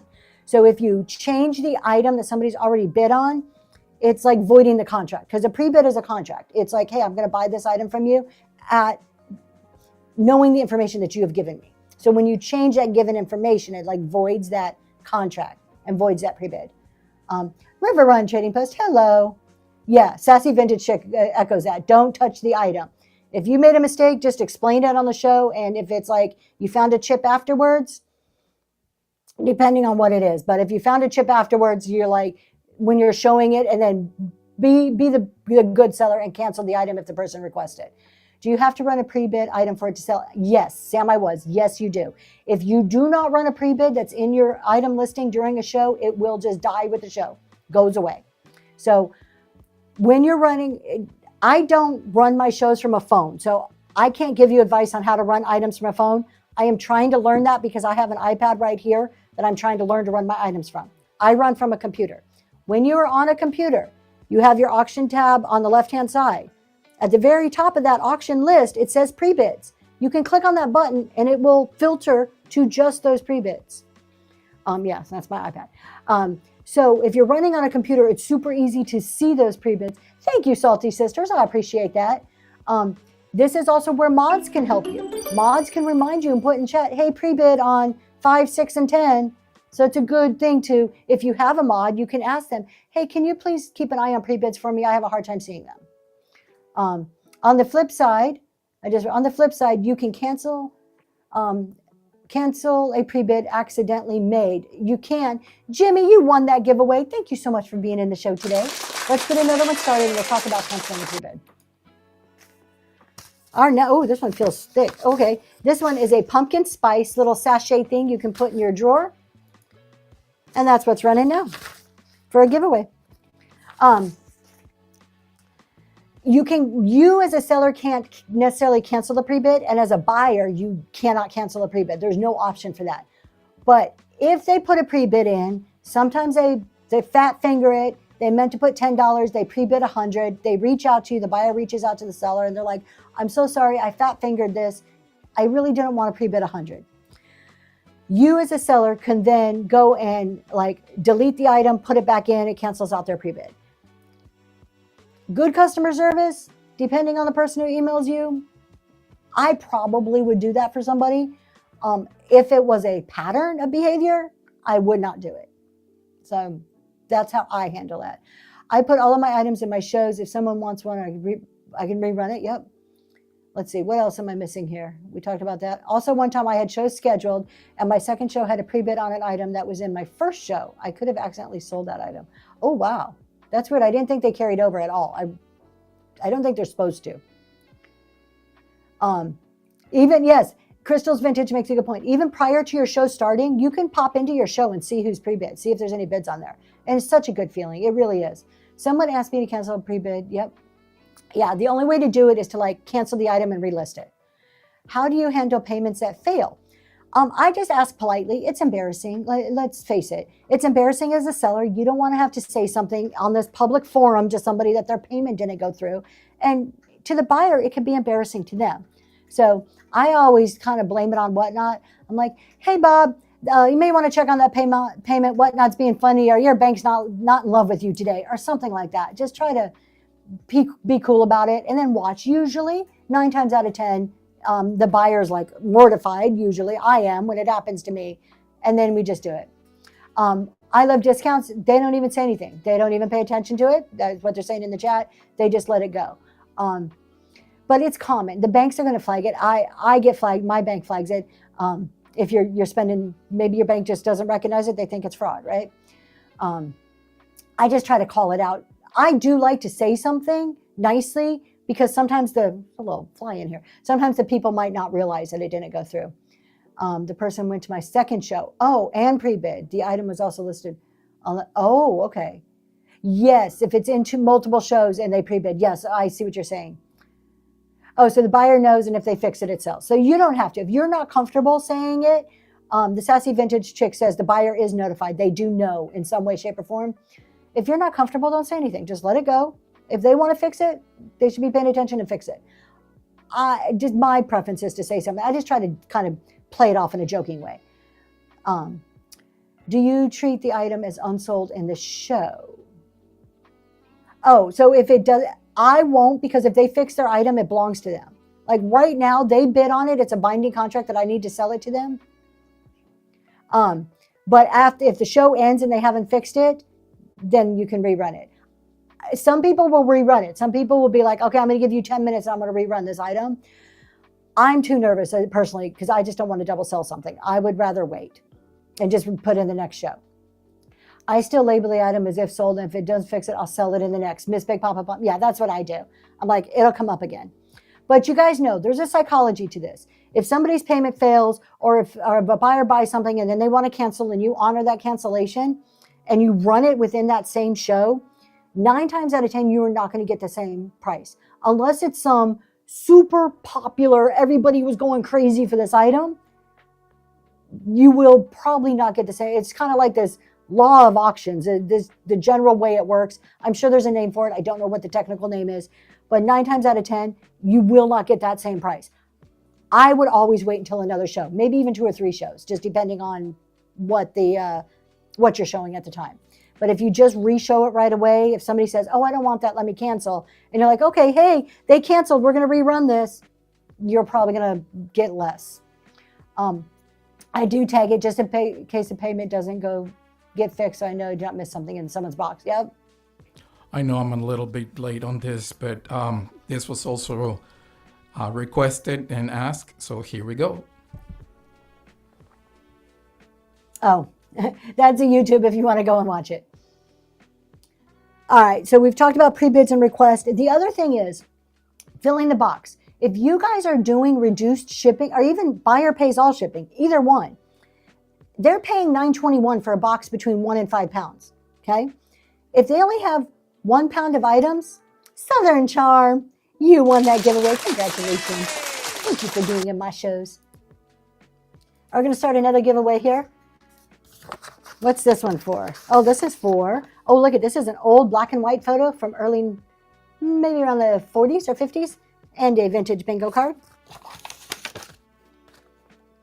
What number is this? Oh, did I not start it? I'm looking for the number. I didn't even click start. There it goes. All right. So they've already paid for this. So if you're doing buyer pays all or reduced shipping, encourage people to fill their box. So take requests. Tell them there's stuff in the bin. That's just kind of like a given. Don't leave money sitting on the table. So if people are requesting items, if you put items in your bin, and I'm telling you, this happens to me almost every show, almost, pretty high percentage. If I look at, like on average, pretty high percentage, I'll have something in the bin and they'll ask about it. Don't be this seller. I have seen this. They're like, oh yeah, it's in my bin. You can go buy it from there. They're asking you because maybe your pictures aren't good enough. Maybe they just need that extra little boost to push them across the line to click that buy button, right? Go get that product. If you can, if you have access to it, go get that product, hold it on the screen, turn it around, turn it upside down, say something nice about it. They've asked you because whatever you're giving them in the bin is not enough. You have not convinced them enough to press the button. They need a little more help. So I just can't stress it enough. If somebody asks to see something in your bin and you have the ability to show it, show it. And if you decide to bring it in the show and run it as an auction item, there might be a chance that the value can go up because more people might be interested in it since they saw it. So it's in your best interest to provide those type of opportunities. I want to sell my item. Sassy Vintage Chicks make a good point. I'm about to get to that. I want to sell my items. That's why I'm here, right? If somebody asks me for something in the bin, I don't know, those of you, Southern Charm, you may notice I do this. Other people have been in a lot of my shows. Quite frequently, if I have something to say price $20 in the bin and somebody asks to see it, they're like, oh, can I see that Fenton vase? And I pull it out. I'm like, you know what? Let's go ahead and run this. And I'll just drop the price down to like 18 or something. Just for the fact that you asked for it, I know you've taken that first step. You're interested. They are contemplating if they want to buy it again. I'm going to drop it down $1 or $2. Almost every single time it sells. Almost. I always do say no obligation, but I am going to show that to you. Sassy Vintage Chick, she made a great point. I also heard someone ask for something and she said, it's not in this show. Okay, well then I don't want to buy it. Like, I'll come back to your shows if I want to come back to your shows, but don't tell me, oh yeah, I'm going to have a hen on the nest in the next show. Come to the next one. There's a little bit of teasing for your next shows. I'm all about that. I'm all about, like right now, I'll show you. Hey, you guys, tomorrow at 4 o'clock, I have a cozy cottage show. You will not believe some of the wooden shelves with the hearts on them I have in that show. Okay, there's a little bit of teasing. But if somebody legit, you're not talking about your shows and they're like, do you have a hen on the nest? Do you have any hen on the nest? You know, somebody asked me this in my last show. I was showing, I think it was Primitive. Maybe it was the one before that. I was showing something completely different. And they're asked, do you have any hens on the nest? You know what? I do. I have 2 of them that I was holding for a farmhouse show, but I'll be darned. I'm going to go back there and grab them and bring them out to you. I don't care if I'm not selling farmhouse on this show. And if you don't, here's another thing too. I've seen some sellers do this. I've been trying to remember to do this myself. It's not a habit yet. I'm trying to make it a habit. If you're a seller and you don't have the item, there may be another seller in the room that does. Why are we not blessing them? Say, you know what? No, I'm sorry. Somebody asked for lighters. I'm sorry. I don't have any lighters in this show. That's not really something that I get a lot of, but we have some other sellers in the room. If any of you have lighters, please message them privately. Message whoever asked for it privately. They don't have to have this whole discussion about what they have in their show. But if I can't get it for you, I know there's other sellers. One, you're creating good juju with another seller, right? You're like, we're being nice to each other. What is it? Good vibes with another seller. We're referring to each other. And you're making your buyer happy because the buyer might be like, Tracy didn't have it, but this other person did. I'm going to go back and see her. She's not like trying to like dominate our corner of the market or, whatever. So I just think it's a good practice. Let's see.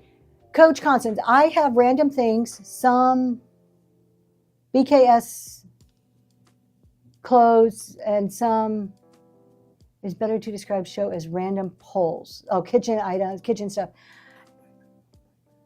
I think it's up to you. If it's my advice in this, if you have random things, put it as a random show in a category that makes sense. Estates, something like that, storage unit finds, random discoveries. You got that giveaway. Congratulations. Thank you.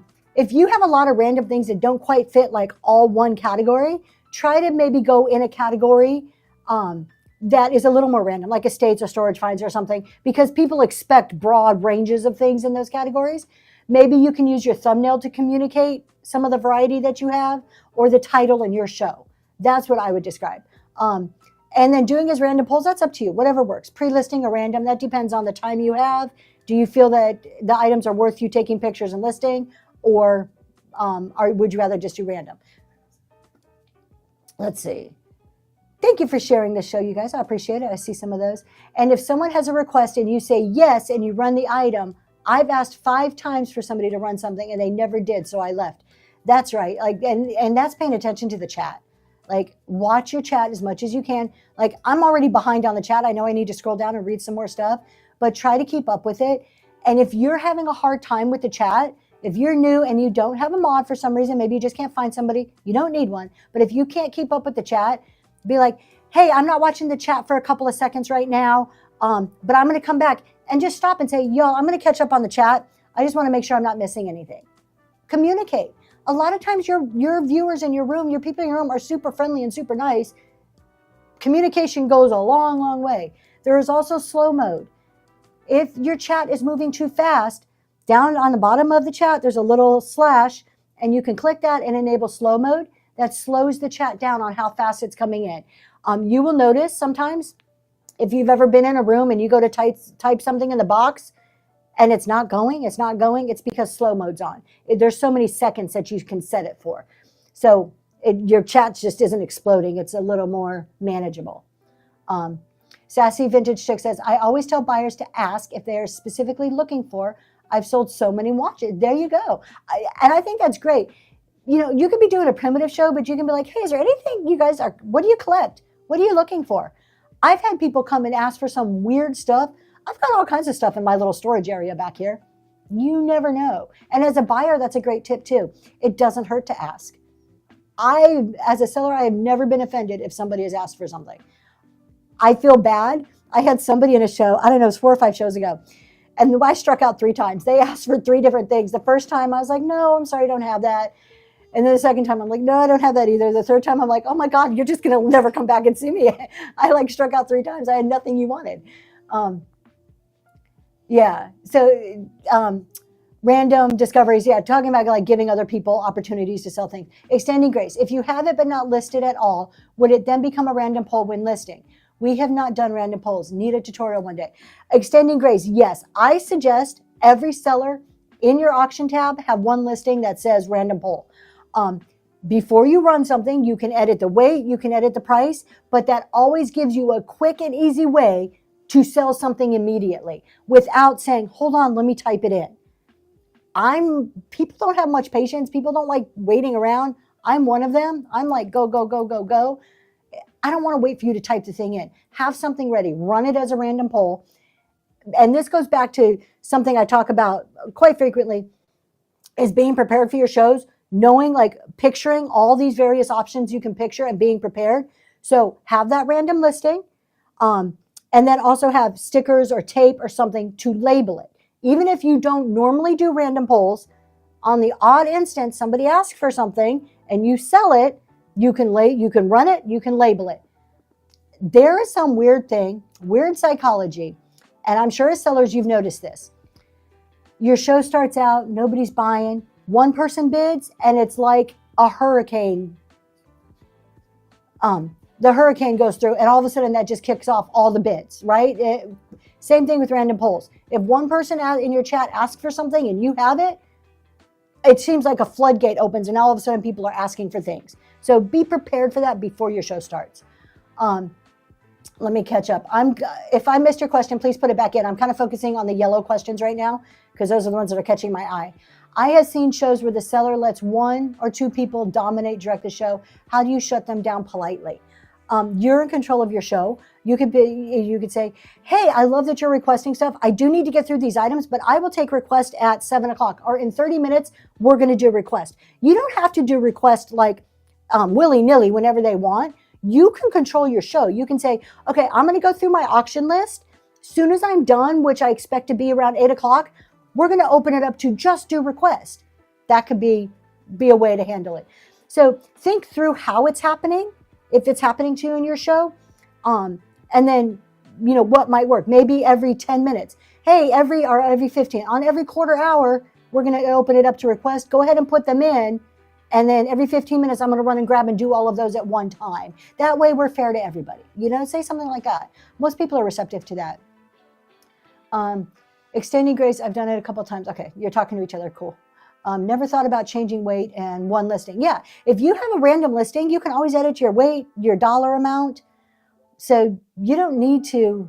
I don't. I do free shipping too, so everything's 1 ounce. But even before I did free shipping, I had it was like an average, I think I did like a 14 to 15 ounce item. And if it was over, I just assumed the extra shipping. Just because I don't like to fumble around and click a lot of things just because I'm not good at it. So I kind of set up the way I do it in a way that I know works with my limitations and what I'm good at.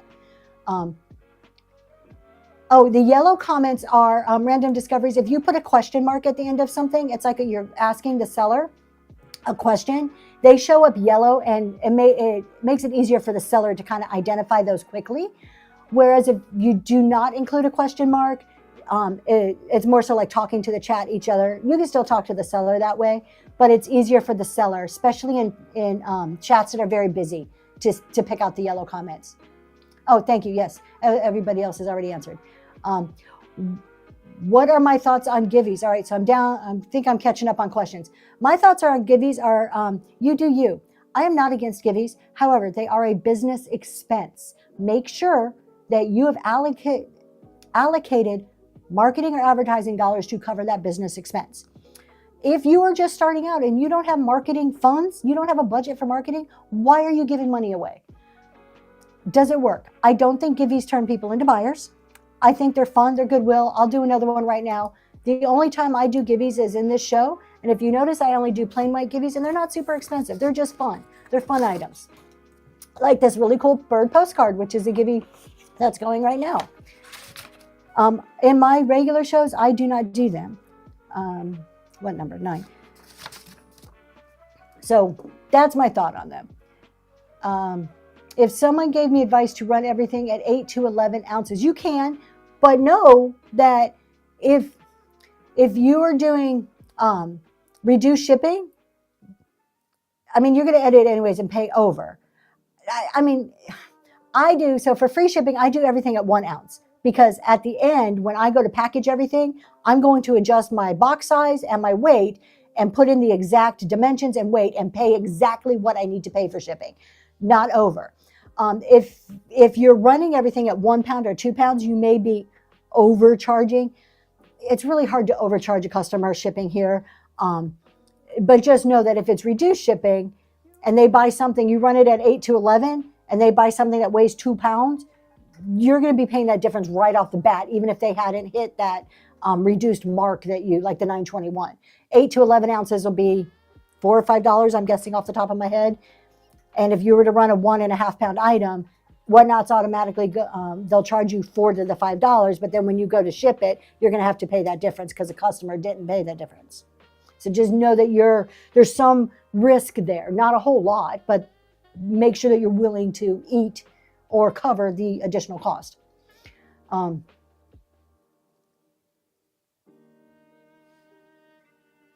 Sassy Vintage Chicks also mentioning Living Bliss Vintage. She does a good shipping show. The Hodgepodge Place has a excellent shipping video on YouTube. There you go. Yep, it's up there. So if you have shipping questions, definitely check them out. You are selling to a single person who requested, I see sellers spend 20 minutes building the bundle as everyone else leaves. Exactly. Yeah. Daisy Lane. You got to be careful. And I find myself doing this just because as sellers, we start to get comfortable with certain people, right? Our regulars that come into our show and we have this fun banter going on.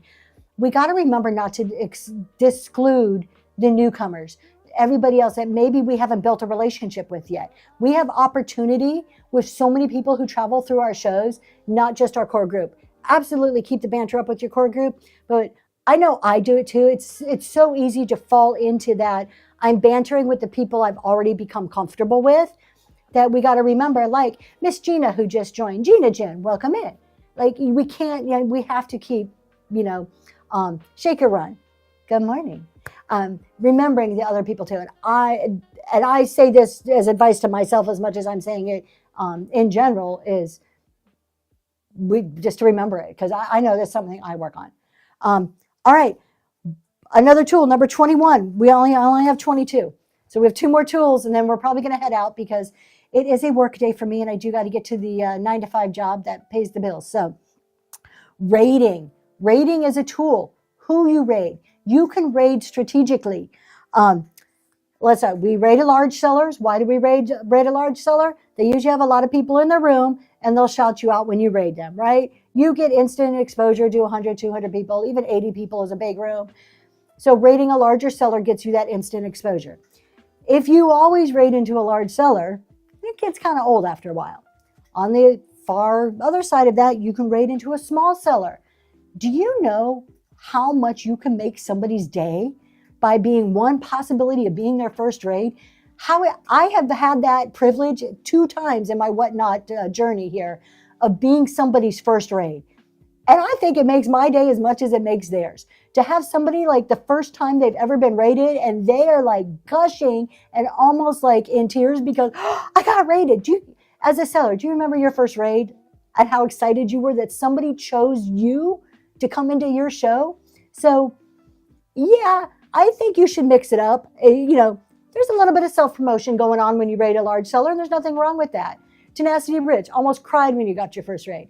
But the other side of it is, let's support each other. There's some support going on, just to be kind, just to be nice. I've heard sellers are charging to follow and simply call out your name. Thank you, Sassy Vintage Check. Please don't do that, you guys. Don't pay somebody to raid you. I think that's actually against terms of service. I'd have to go look it up. I'm just guessing off the top of my head. But yeah, don't pay for that stuff. There are a lot of us out here, almost everybody in this room, there are a lot of us who will raid you because we want to raid you, because we care about you.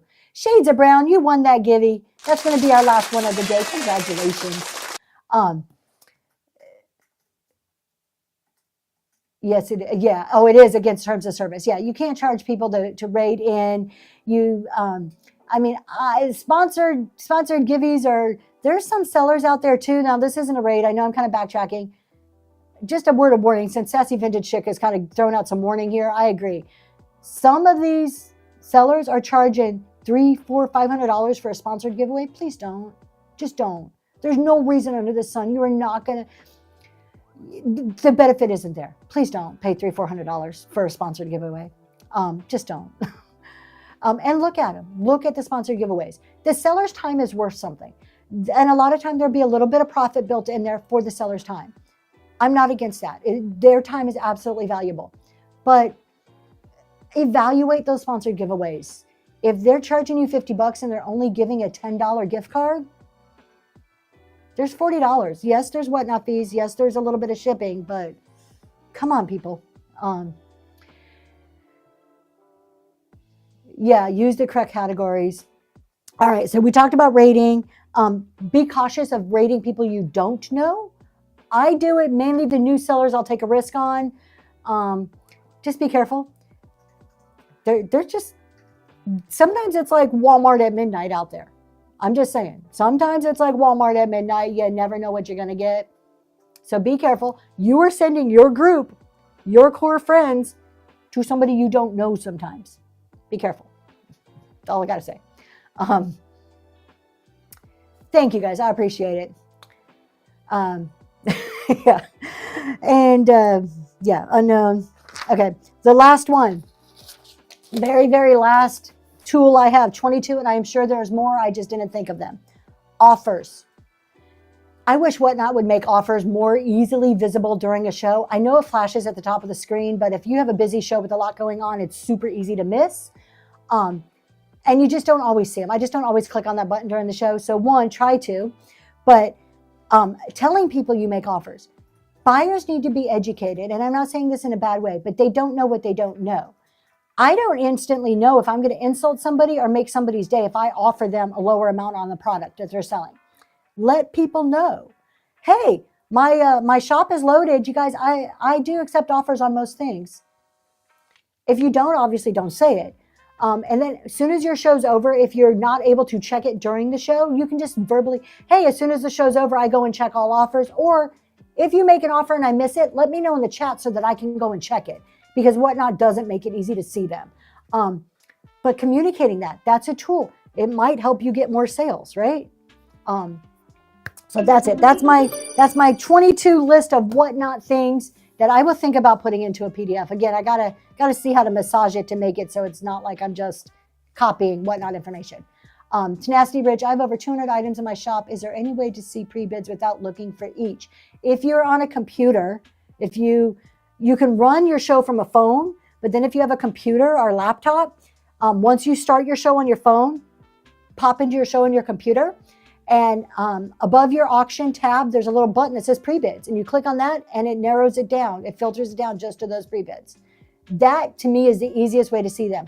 When you're on the phone, you go to the red dot on top and you click the red dot, and there's a way to see them from there too. I think it's under like activity. I don't use the phone, but I'm pretty sure it's under, click the red dot and it's under activity. All right, you guys, we're going to go because I do need to get to my job today. I appreciate you as always. Thank you for hanging out with me for 2 hours on a Friday. I have my reward show this evening. I did have to reschedule it. So if you are in the top 3 tiers, there are 16 of you in my top 3 tiers. Tonight is a special show for you only. What's behind me? It is stuff I've curated for next month's shows. You get first crack at it. Tomorrow, create a Junk Jar Raid Train. Please come join us from 9 to 12:30. We would love to see you. And then we got other shows. So helpful. The PDF is really helpful because you keep it in one spot. Oh, thank you so much. I appreciate that. All right, let's go find somebody to raid. I am not sure who's on. We are going to go see if I see any friends in the chat. Or in the chat, sorry, in the raid box.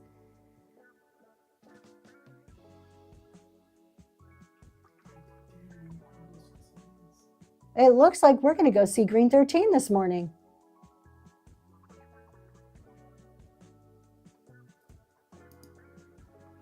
All right. We will see you all later. Yep, green hearts in there. Well, okay, here. Green hearts for Green 13. Do ducks for me. Let's flood the little chicky ducks. They're so adorable. Let's flood Green 13 with my little chicky ducks. All right. We'll see y'all. See y'all next time. My husband's telling me to hold on. We're going. We're going there in a second. Maybe. There we go. Honey, what are you doing?